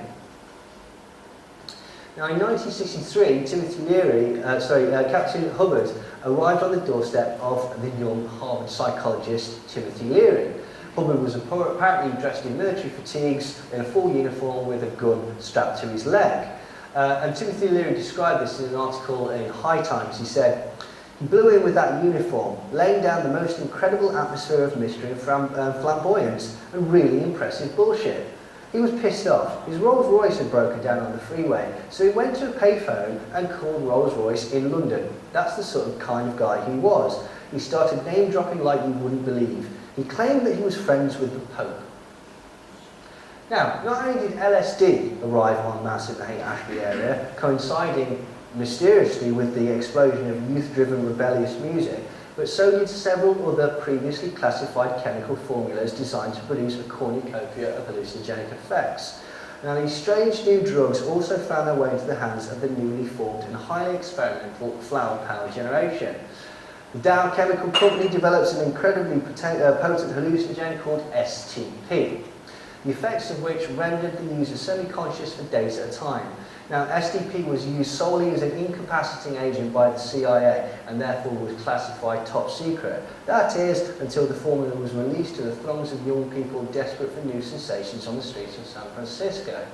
Similarly, phencyclidine, or PCP, also known as angel dust, prepared by the multinational corporation Park Davis as an animal tranquilizer, mysteriously found its way into the hands of hippies streaming towards the Haight-Ashbury area. For those that don't know, phencyclidine, or PCP, angel dust, is also embalming fluid. One of the side effects of smoking PCP is that you embalm your lungs from the inside out. Now, according to a former CIA contract employee, agency personnel helped underground chemists set up LSD laboratories during the Summer of Love to monitor events in the acid ghetto. But why, if this assertion is true, would the CIA be interested in keeping tabs on the hippie population? Law enforcement is not a plausible explanation, as there were already far enough narcs operating in the Haight-Ashbury area. So what was the motive? Well, a CIA agent who claims to have infiltrated the covert network provided a clue when he referred to the entire Haight-Ashbury area as a giant human guinea pig farm. MK Ultra Dr. Louis Jolly on Jolly West also lived in the Haight-Ashbury district in 1967. Apparently he was merely there to observe the hippie in his natural environment. We can only speculate on the true nature of his being there. Eustace Mullins, now passed away, some people may know, he wrote about the Federal Reserve, wrote of the Tavistock Institute's influence on American culture and the financing that went into the foundation of the hippie movement in the appendix of his book, The Secrets of the Federal Reserve. The present drug culture of the United States is traced in its entirety to this one institute, which supervised the Central Intelligence Agency's training programs. The LSD counterculture originated when Sandoz, a Swiss pharmaceutical house owned by S.G. Warburg & Co., developed a new drug from lysergic acid. James Paul Warburg, son of Paul Warburg, who had written the Federal Reserve Act, financed a subsidiary of the Tavistock Institute in the United States called the Institute for Policy Studies, whose director Marcus Raskin was appointed to the National Security Council. James Paul Warburg then set up a CIA program to experiment with LSD on CIA agents and the general public. Now, Aldous Huxley tellingly noted, "The 21st century will be the age of controllers. The older dictators failed because they could never supply their subjects with enough bread, enough circuses. Under a scientific dictatorship, men will grow to love their servitude."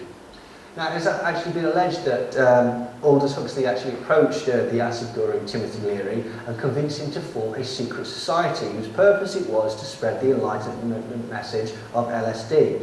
Huxley apparently wanted to employ a psychedelic conspiracy to covertly influence or brainwash powerful members of society for the betterment of mankind. Huxley apparently said to Leary, "Initiate and ensnare artists, writers, poets, jazz musicians, elegant courtesans, and then they will educate the intelligent rich." So this is where and why you're getting all these military-industrial complex members of music groups. Now, the members who formed the group the Warlocks, which was later named the Grateful Dead, were also test subjects in MK Ultra LSD experiments at Palo Alto in 1962. Furthermore to this, a 1968 FBI memo confirmed that Jerry Garcia of the Grateful Dead is a CIA asset.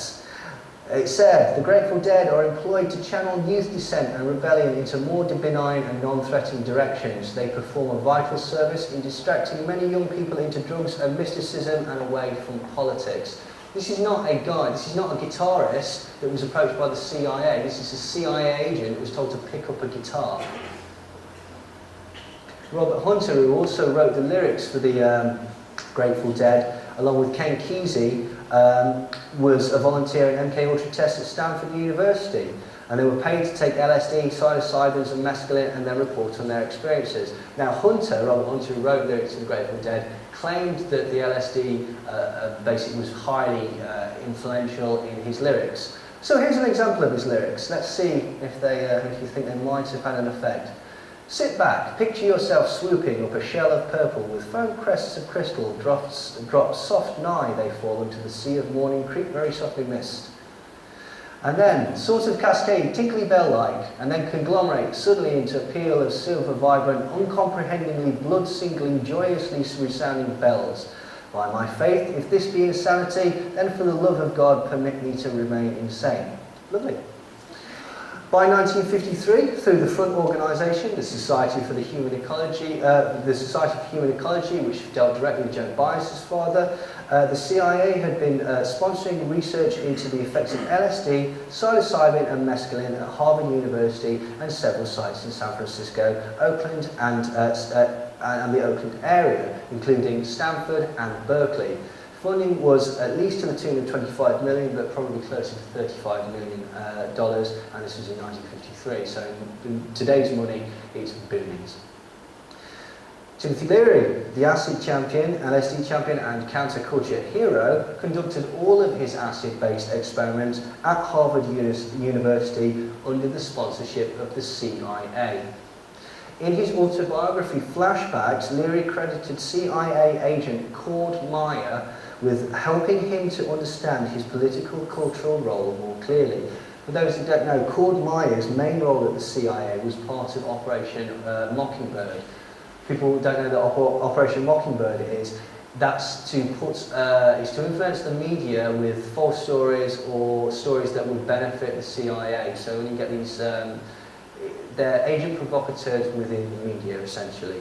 And one of the first people to introduce Leary to LSD was CIA agent and longtime friend Frank Barron. So Cord Meyer and Frank Barron were the two CIA agents who basically started Timothy Leary's career.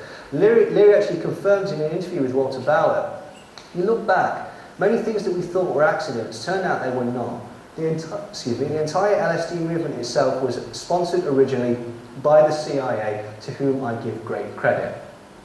80% of the decisions I made were suggested to me by CIA people. I liked the CIA. Yes, I was a willing agent of the CIA. Now, similar to Ewan Cameron and William Sargent, Leary experimented with removing and replacing behaviour patterns, writing a paper in 1962 entitled How to Change Behaviour. So, remember we're talking about wiping memory? That's exactly what Timothy Leary was doing. At Harvard, Leary's mentor was chief psychologist Harry A. Murray. Harry A. Murray in the 1940s was employed to develop personality tests for the CIA. And he also had the honour of advising as he monitored military experiments on truth drug, brainwashing, hypnotism and interrogation techniques. That's the person that taught Timothy Leary taught him his trade. Timothy Leary also came from a military background, surprise, surprise. His father being a veteran of the US Army. Leary himself joined the US Military Academy at West Point in the early 1940s and served as a sergeant in the medical corps during World War II.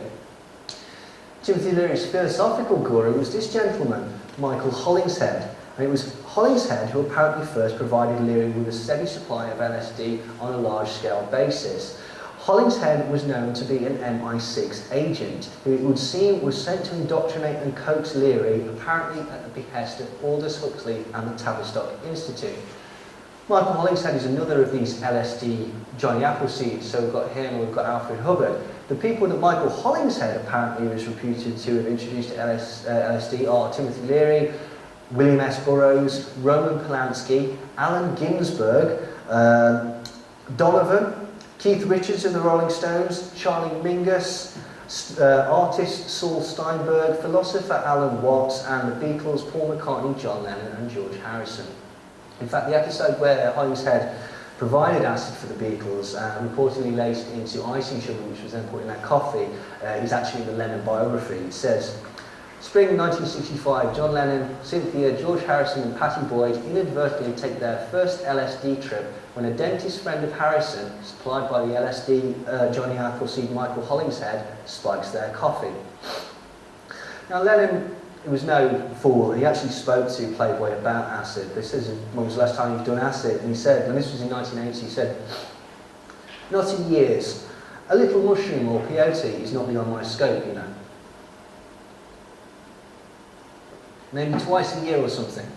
You don't hear about it anymore, but people are still visiting the cosmos. We must always remember to thank the CIA and the Army for LSD. That's what people forget. Everything is the opposite of what it is, isn't it, Harry? So get out the bottle, boy, and relax. They invented LSD to control people, and what they did was give us freedom. Sometimes it works in mysterious ways. It's wonders to perform. If you look to the government reports on acid, the ones who jumped out the window and killed themselves because of it, I think even with Diane Linklater, it happened to her years later. So let's face it, she wasn't really on acid when she jumped out the window.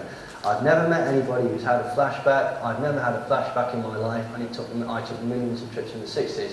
That interview was actually published just shortly after he was killed by a mind-controlled subject.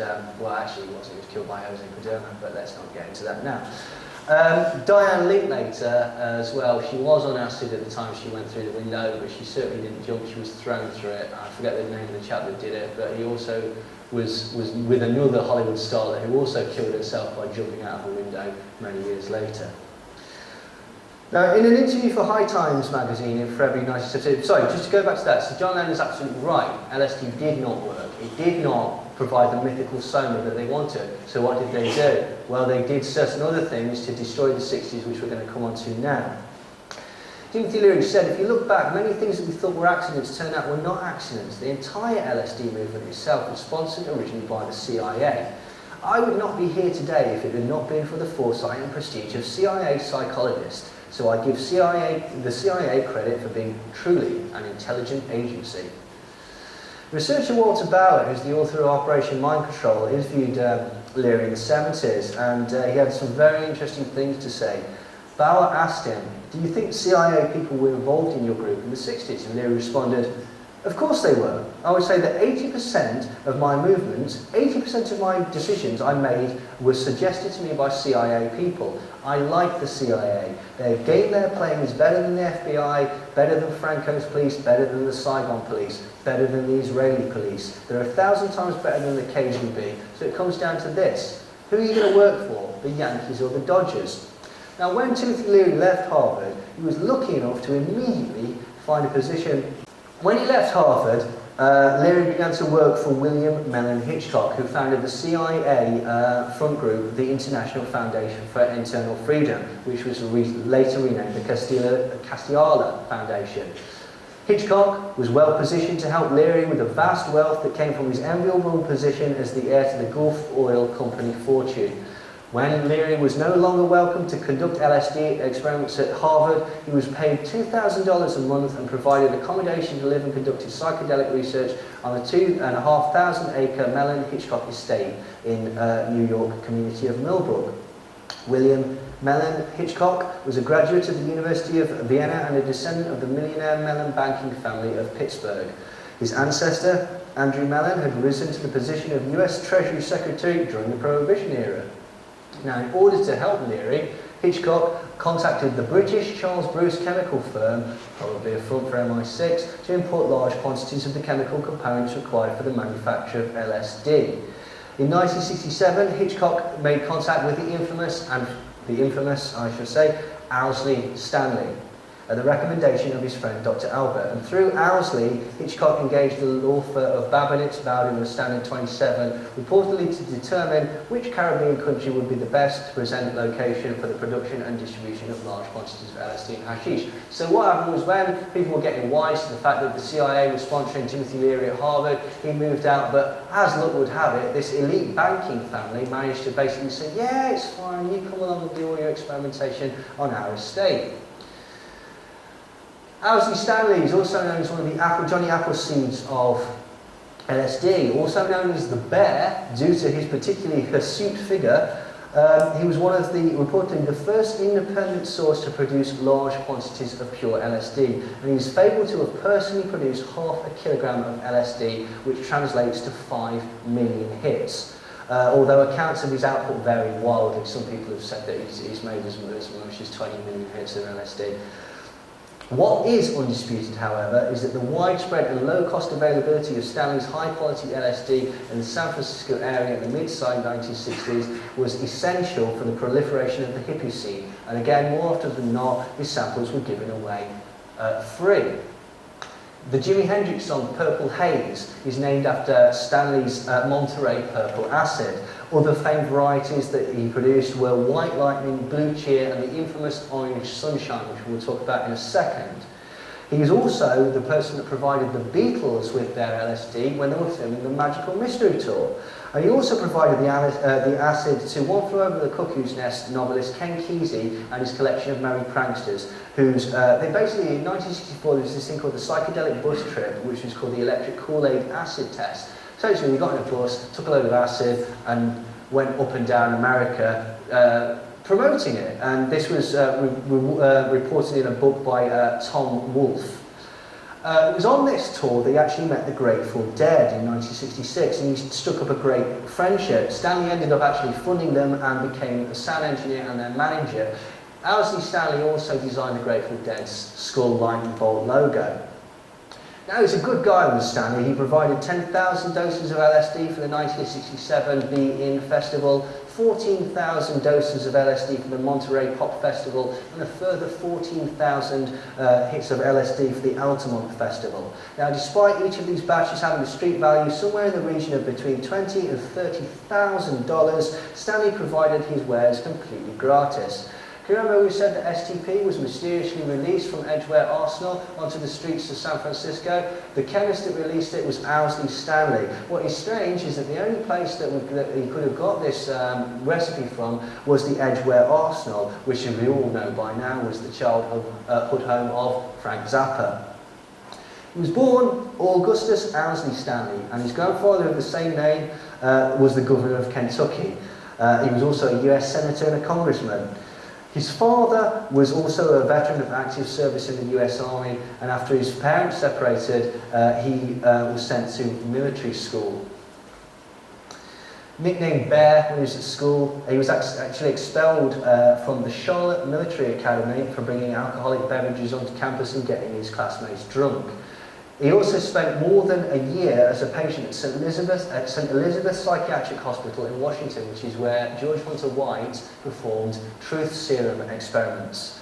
He later joined the US Air Force and his electronics training there leading to work on radio stations in Los Angeles, whilst also rather eclectically training and performing as a professional ballet dancer. Now, in 1963, he enrolled at the University of California and started a fledgling business selling morning glory seeds, which were a quite mild hallucinogen. The next year, he actually encountered LSD and was so enthused by the compound's effect that he spent 3 weeks studying the then legal drug's chemistry and began producing it himself. He left college and took up work at a local radio station and spent his spare time founding the Bear Research Group, which he used to make large quantities, industrial scale quantities of LSD, by the kilo essentially. This was where he met author Ken Kesey, and through his connections became the first private producer of LSD who was able to produce large quantities of the drug. Now, the way he did it was really ridiculously bold. Him and his associate Tim Scully built a laboratory in San Francisco and basically just started to just produce it like any old normal factory. In 1966, when it became illegal, basically he moved it to a secret hidden location inside the Denver Zoo. Now, Stanley was actually really bold. In order to make sure that he knew where his stash was at all times, he carried around in a suitcase. There was literally hundreds of thousands of tabs. In 1967, he was arrested with this suitcase. At the time, it held 350 separate LSD tabs, which he steadfastly maintained were for personal use. He was also apprehended when he was on tour with the Grateful Dead for possession of LSD, and this arrest violated his bail condition and resulted. In 1970, he was eventually sent to prison for 3 years. Yet again, however, the same connections to wealth, high society, mental health institutions, the military and the intelligence agencies are a running thread through the lives of the key figures of the scene. So, LSD, what have they got? Okay, they've got something they don't really know how to control. So how do they control it? Well, this is how they control it. It would appear there are several aspects and several things that basically killed the 60s. Manson family, Manson killings, Altamont, and the arrest of the Rolling Stones and the death of Brian Jones. I'm going to show you now how all of these are intimately linked with the CIA. Now, it appears that the Manson family's own supply of LSD came directly from the CIA. Orange Sunshine was being used exclusively by Manson and his entourage during their many drug sessions in the desert. And in his biography, Charles Tex Watson wrote that it was this particularly potent Orange Sunshine LSD that finally convinced him and others of Manson's violent apocalyptic vision. In the Ed Sanders book, The Family, Manson girl Gypsy and also several others tellingly revealed that long hikes in the desert were eased by their supply of strong sunshine. Now, the Manson family could have only got this from one source, which was Owsley Stanley. Now, what's interesting about the Manson family and the truth behind the slayings, the Tate LaBianca killings, they're very, very different from the thing. We haven't really got enough time to, but if anyone wants to come and talk to me, I'll talk to you all day about the Manson family. That's what my next book's going to be about. One of the principal things that people don't realise is that Manson, Charles Manson, king of the hippies, was in no way a hippie, nor was he a fan of the Beatles. He was a fan of Bing Crosby and didn't actually like the Beatles that much.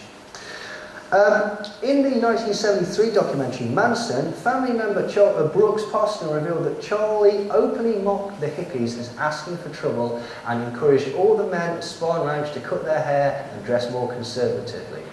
Even hardcore members of the so-called family described themselves as slippies, distinct from the hippie culture.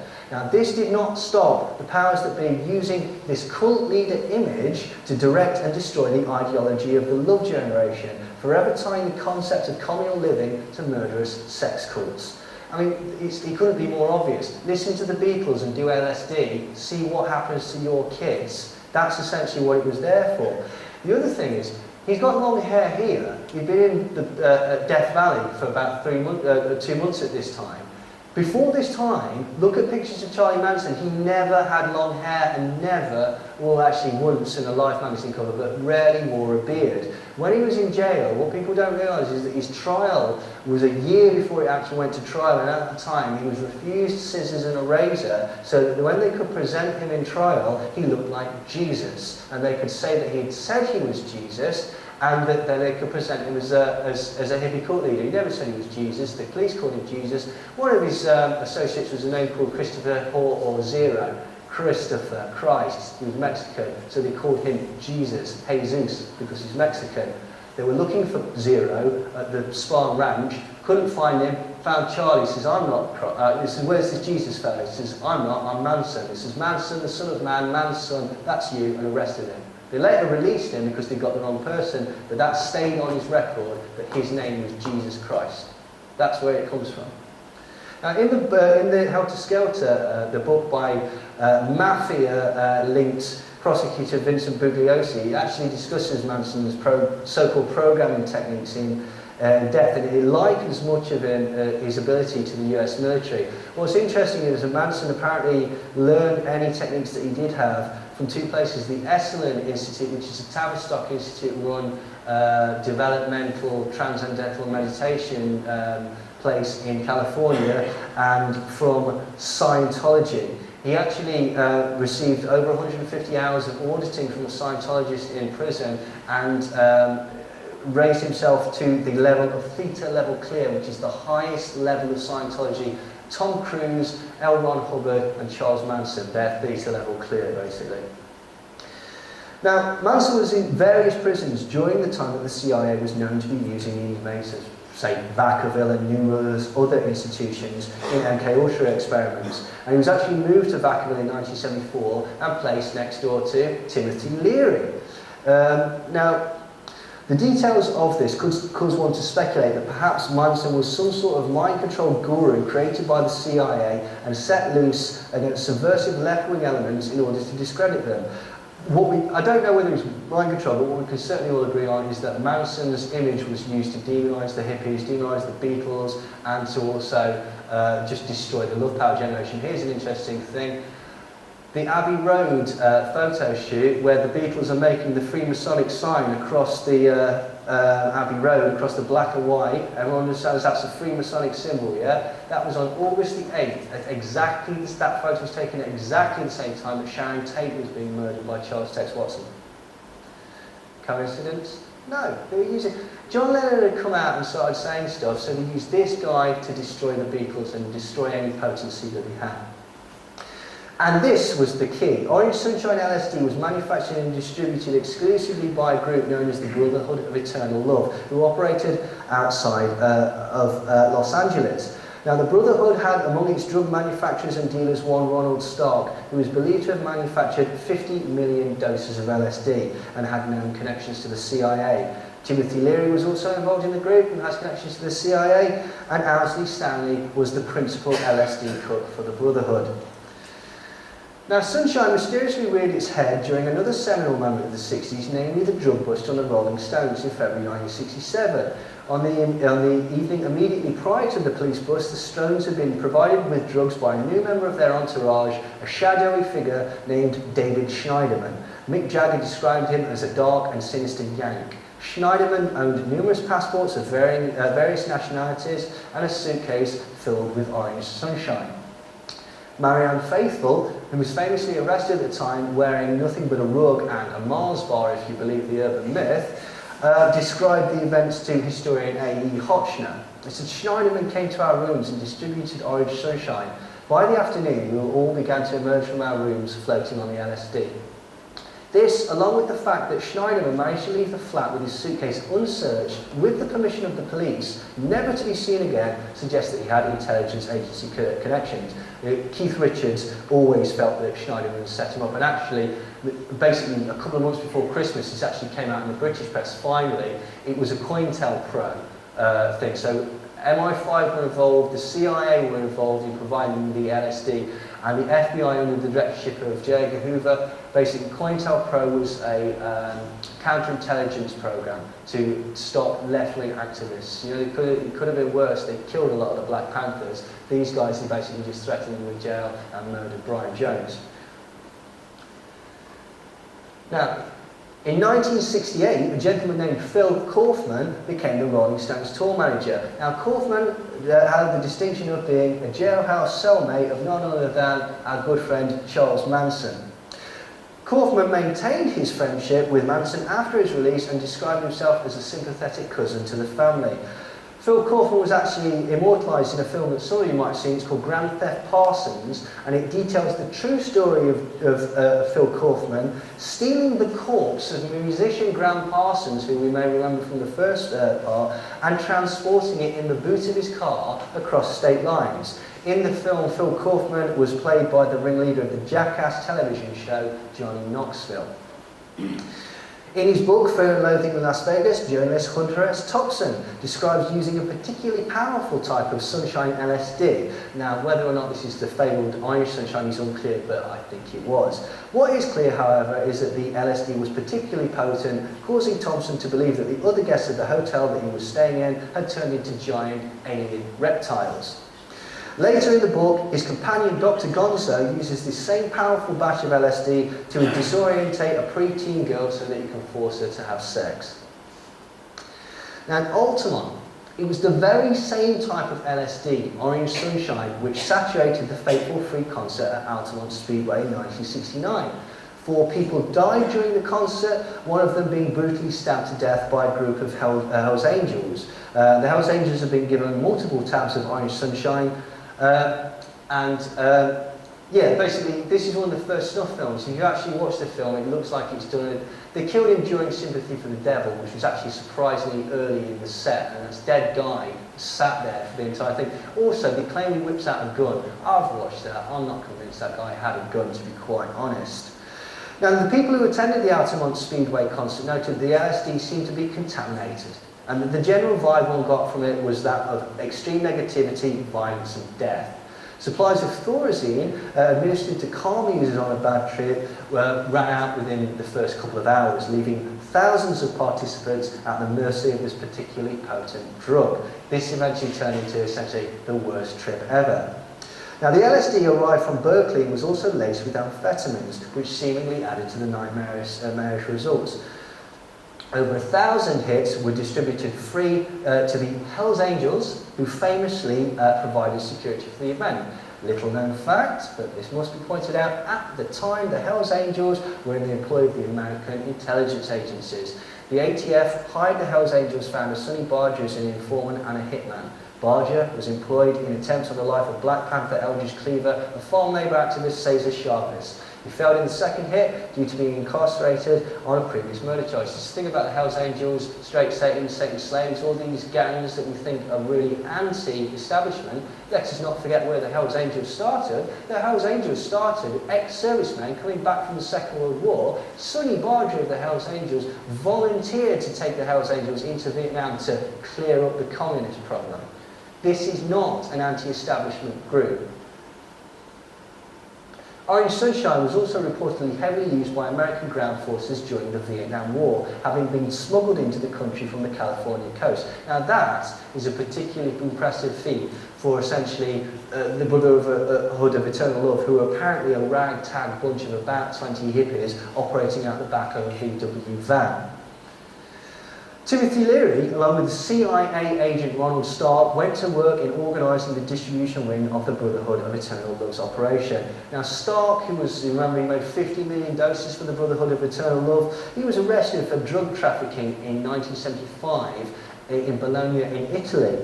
And the magistrate Giorgio Floridia ordered that Ronald Stark be released immediately on the grounds that he was a CIA agent and had been since 1960.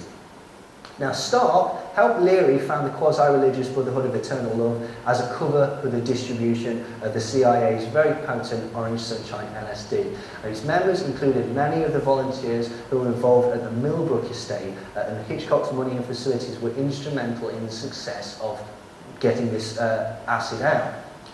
As heir to the country's wealthiest family, Hitchcock had both the capital and the international connections needed to transform acid manufacturing from a centralised cottage industry into big business. And these are members of the Brotherhood of Eternal Love. That's them. That's all of them.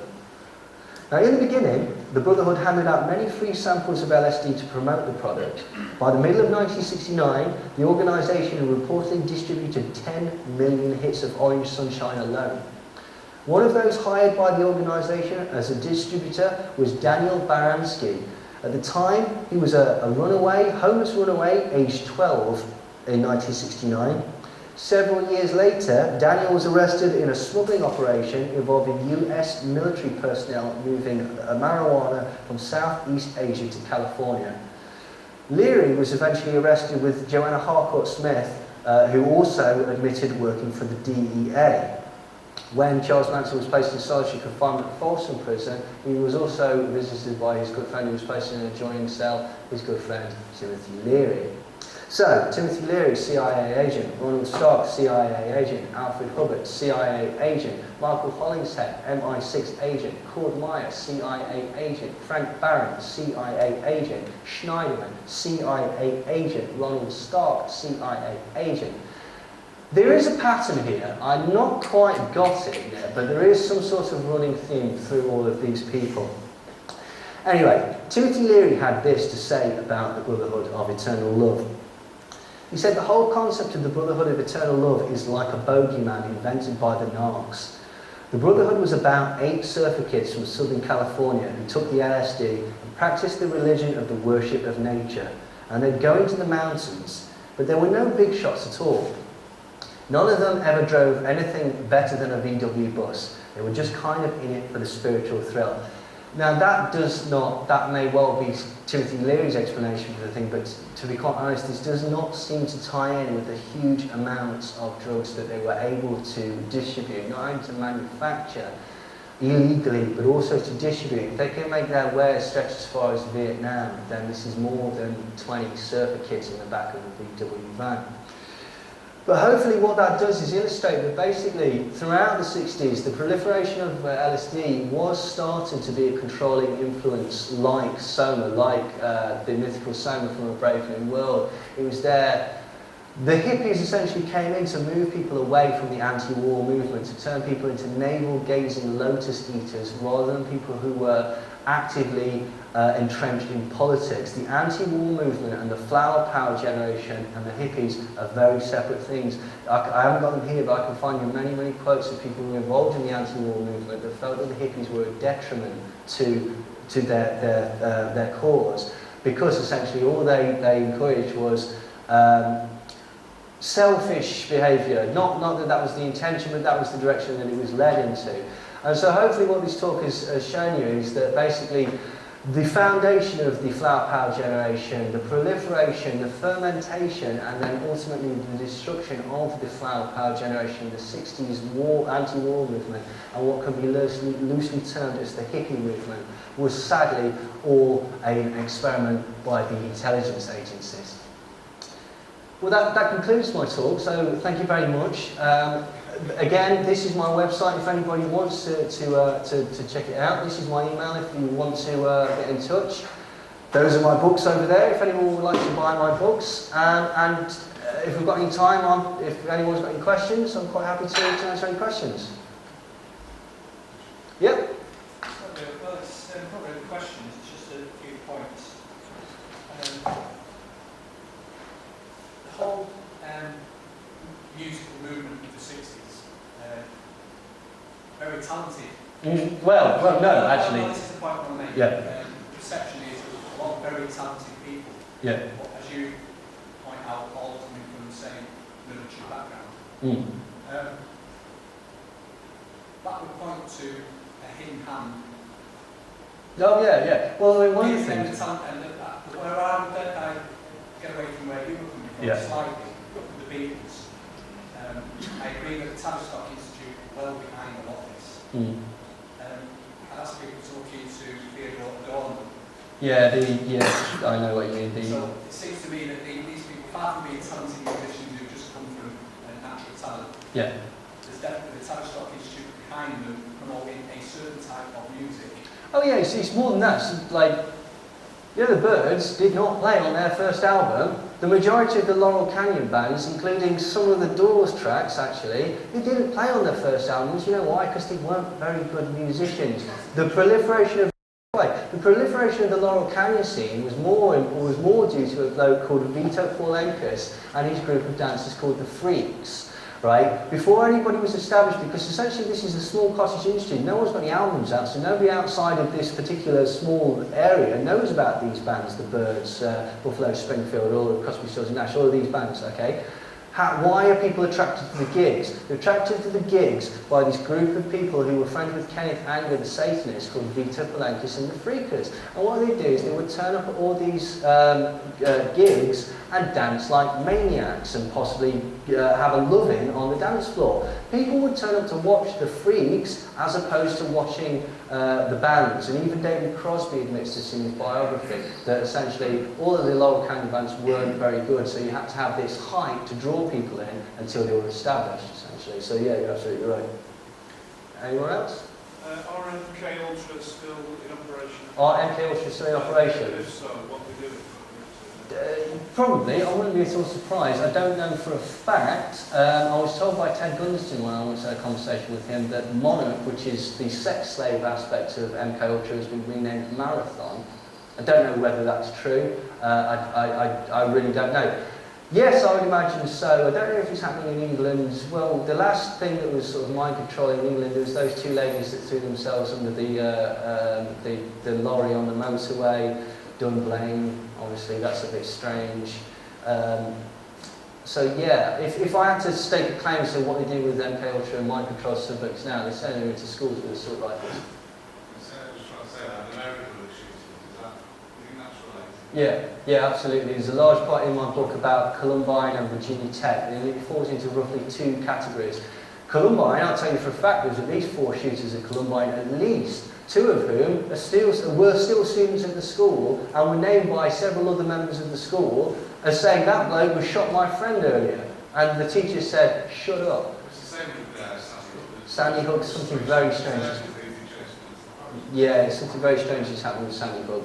But yeah, it's Columbine, Virginia Tech. The common thread that runs through all of these things is it works in several ways. It's a mind control program in as much as it stops people, it's a public perception management event, fear, get rid of guns, that sort of thing. The people themselves might well be mind control subjects, and then the concept of what's sold to the media is often sort of twisted as well, because basically they'll tell you that this is what happened. One kid went mad, went into school, shot it, when the evidence points to several more people being involved and stuff like that. So the mind control element is broad. Is the end game there to disarm the thing? Probably, yeah. And just to... Tavistock have got this thing called fear. You get fear and stuff on people all the time. You basically get people trauma-based mind control on a large scale, and this is how you get whole populations. You can't think, you're terrified by something horrible, you revert to fight or flight, and you're not going to have a long and complicated go through the facts and the options at that point, so you just react and go, someone from authority, please come and help me, quickly. So that's it. Yes, please. Peter Hutchins has observed that all the school shootings are the result of drugs. Yeah, there's the SSRI aspect of it. Anyway, another point, not last summer, the summer before in Belgium, I was in Bavaria, and they had that a great big concert, and it got blasted by somebody. Well, that was the real classic freak out. Oh, right, yeah. Well, you know... Well, it got all sloshed by that storm, that's what I'm talking about. Oh, with the stage collapse? Yeah, I do remember that. But the gentleman said was about drugs. The majority of school shooters, people that are involved in school shootings, miraculously they end up being on SSRI, antidepressants, fluoxetine, Prozac, all of these various different bits and bobs. That seems to be a running theme. Even on the boxers, it says this can cause suicidal and violent tendencies. So whether that, I don't know, because that certainly is a running theme, but I don't know whether that is a cover story, if you know what I mean, because that, There are other techniques that could be used to turn people into mind-controlled killers. The use of drugs in those particular aspects, no doubt, it heightens certain aspects, but that to me would be too random an event. Certain things like Sandy Hook and Jimmy Tate, there's dates involved, there's significance involved, the number of victims, the way people are killed, the time people are killed. Some of them have got ritual aspects to them. So I don't think they rely just on the drugs, but I think that maybe the drugs are useful in hypnotic processes or in other ways that you could gain control of the person. Anybody else? I think the parallels are there, apart from this country, not just America, towards the 70s, early 80s. Oh yeah. Where a lot of our youth were getting involved in politics. Obviously controlled from both left and right, very active. All of a sudden it becomes very, very easy for our youth to get access to drugs. Oh yeah, totally. I mean, CND was the one that was completely bothered by authorities and stuff like that. But yeah, absolutely. I mean, this is my sort of thought. Drugs don't come in by accident. Where do they all of a sudden all come from? And you look at things like the most recent one we've had is like all these legal drugs and stuff like that. Prior to that, in the 90s, obviously, it was ecstasy was the new drug that came in. Ecstasy's not a new drug. Ecstasy was a truth drug that was used in Switzerland. MDA is what it was called. That's what Wojciech Frykowski had loads of in the Manson killings. So ecstasy is not a new drug, but it's the perception that it's a new drug. It's again channeling of youth energy. The problem, in my mind, the problem with ecstasy was people not only did they stop fighting they stop fighting the powers that be, which is great for the powers that be. They want stop fighting each other. One of the interesting things about ecstasy, quality, and football hooliganism is it goes like this. Okay, football hooliganism is like, aside from the organised crime aspects of it, it's just another good way of getting like groups of people knocking seven shades out of each other. I mean, sport in itself is one of these ludicrous things where people will kill each other over a colour of a football team, stuff like that. So yeah, I think it's all connected, and I think these drug exposures. One of the tragic things, right? Okay, one of the really tragic things about doing drugs, okay, is you think that you're being rebellious, you think that you're being anti-establishment, you think you're being like, look at me, sticking it to the man, smoking this or whatever. Who do you think brought it in? Who do you think that money's going to? Yeah, it's going to go to Dodgy John down the road, but then it's going to go up to him and go up to him, because Dodgy John hasn't got a boat. Dodgy John has not got a plane, right, okay? Nobody's got it. You look at the places where drug proliferation is the worst. Harlem, central Los Angeles, Brixton, places like this, right, okay? Nobody in those places has got nobody's got the wherewithal to get that amount of material in. It's ridiculous. You just go, the famous one is Gary Webb, crack. The whole point of crack was to demonise and kill off young black men. Simple as. And you tie that in with the concept of gangster rap, death row records, and this concept, you demonise it. You tell young black men that this is the best you're going to hope for. You also tell them that there's quite a lot of money to be made out of this. But then other people, like middle class white people, look at any black guy that's dressed in a certain way. These genes tell you that you're dealing drugs. That's the concept that it's gone back to it. And again, the crack, where's it coming in? The crack's coming in directly from the Medellin, by the CIA. People like Gary Webb spoke about it in Dark Alliance. It's being brought in through Mena, Arkansas, by Bill and Hillary Clinton. That's it. These are the drug dealers. These are the major drug dealers in America. There was one strange problem though, with heroin.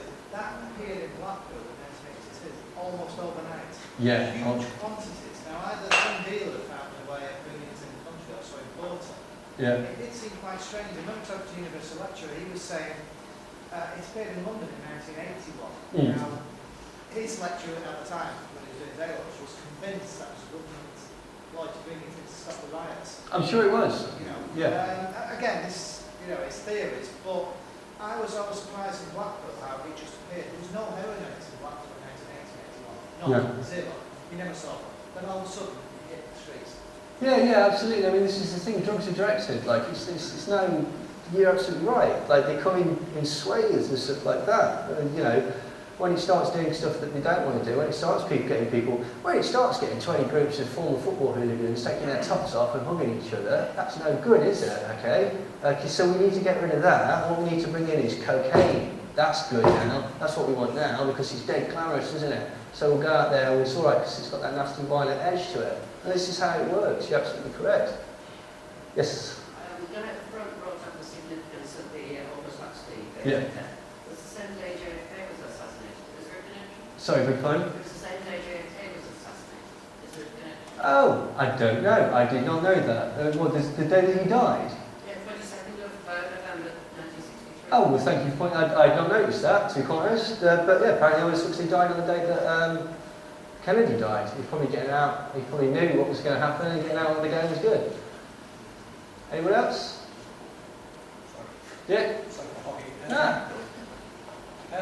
Yeah, you're sort of vaguely pointing the finger at the military-industrial complex. Perhaps it's a bit unfair. Obviously, it's a lot more pervasive and pernicious. Where does the book start? Where does the book start? I don't know. Who directs it? I don't know. It's got to be the very top echelons. I mean, if you look at it, you've basically got elite families. For want of a better word, Illuminati. Because essentially you've got the same banking science, the same sort of top level people that have been in charge since way back. SS formed the OSS, formed the CIA. The Nazi connection is the Nazi party founded by the Wall Street, Paul Warburg and all these people, who later went on to found Tavistock. Tavistock then, through Paul Warburg, gets the Mellon family involved, Timothy Leary, boom. So where it stops, don't know, but certainly the Kennedys, certainly the Rockefellers, certainly the Rothschilds, certainly the Heisberg Schlesers, certainly the, what are they called?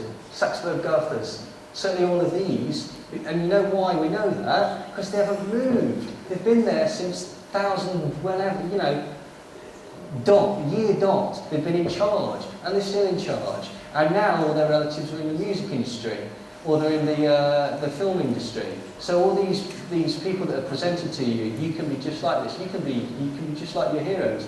You can, if you were born and happen to be related to, hey Christ, Madonna, Tom Hanks, Celine Dion, Britney Spears, Christina Aguilera, Angelina Jolie, George Bush, Dick Cheney, Barack Obama, Marilyn Monroe, all related directly. This isn't me, this is Burke's Peerage and Boston Genealogical Society. Just look up the Bush-Windsor bloodline. There is an incredible, the main mind control program that is in the world is to make you think that you can do anything with yourself. Because you can't unless you're part of this group. You won't get past a certain amount of wealth because taxes will take the top off it.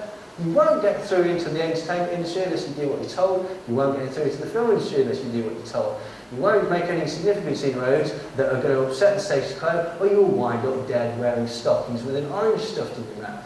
This is what will happen. Okay, this is exactly what happens, okay?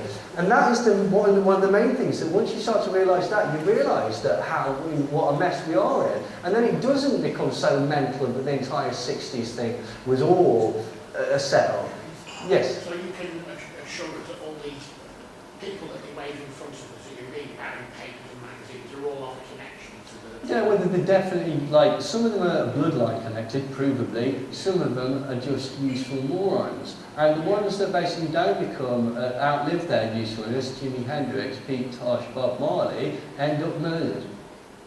And that's just as straightforward as I can say it. You don't tend to murder people anymore, they just turn them into persona non grata, like George Michael is the one that basically nobody likes anymore.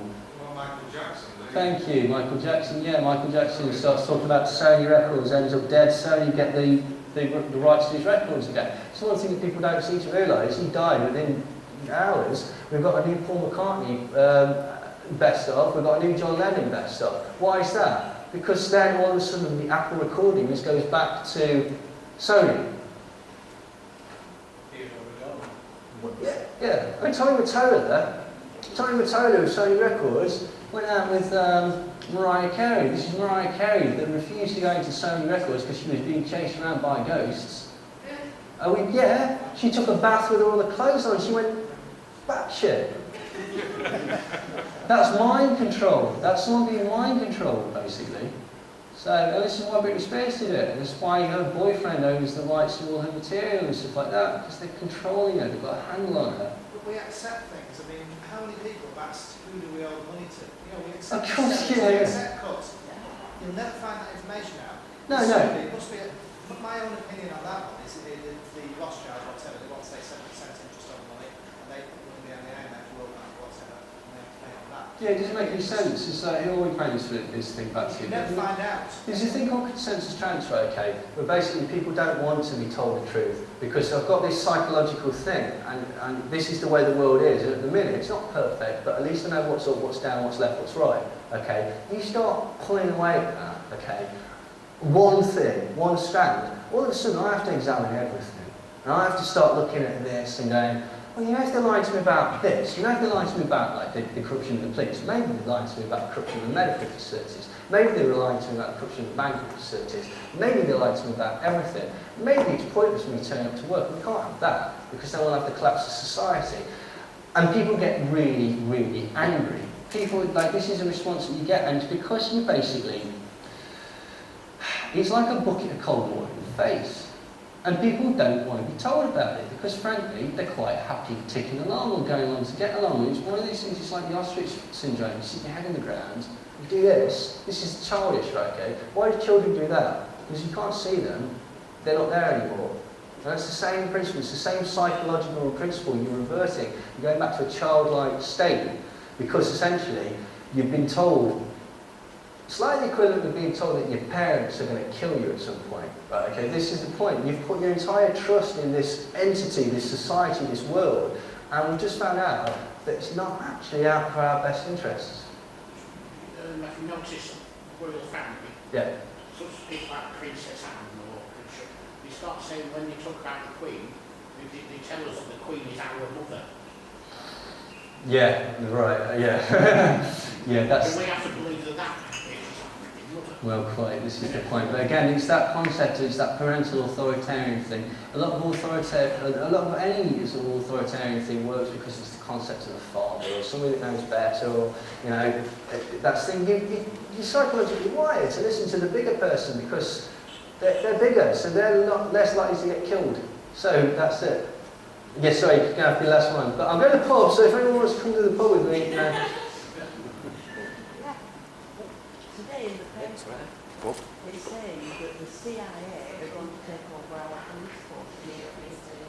So is that a good thing or bad? No, it's not a good thing, but the CIA taking over our police force, there's already elements that are in control of our police force. There's two things that people, I'm preaching convert here. One is Freemasons. You do not get up the ranks of police without being a Freemason. They are so adamant about that they put the checkerboard, right, okay? It's not even subtle, right, okay? This is the thing. So, Freemasonry. What is Freemasonry? It's not this mysterious thing that everyone makes it out to be. All it is a proving ground. He's all right because he's X level degree, and you don't get to X level degree without basically towing the line.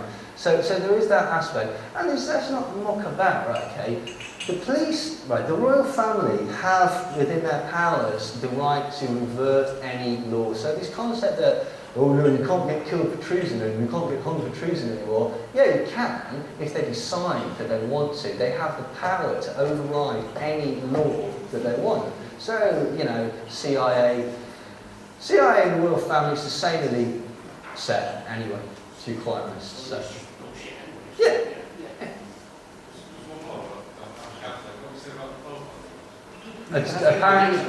Apparently Alfred Hubbard introduced the Pope to LSD. I don't know which Pope it was, to be quite honest. Pope on drugs. Call the Pope a nice. Right, yeah. Thank you very much then.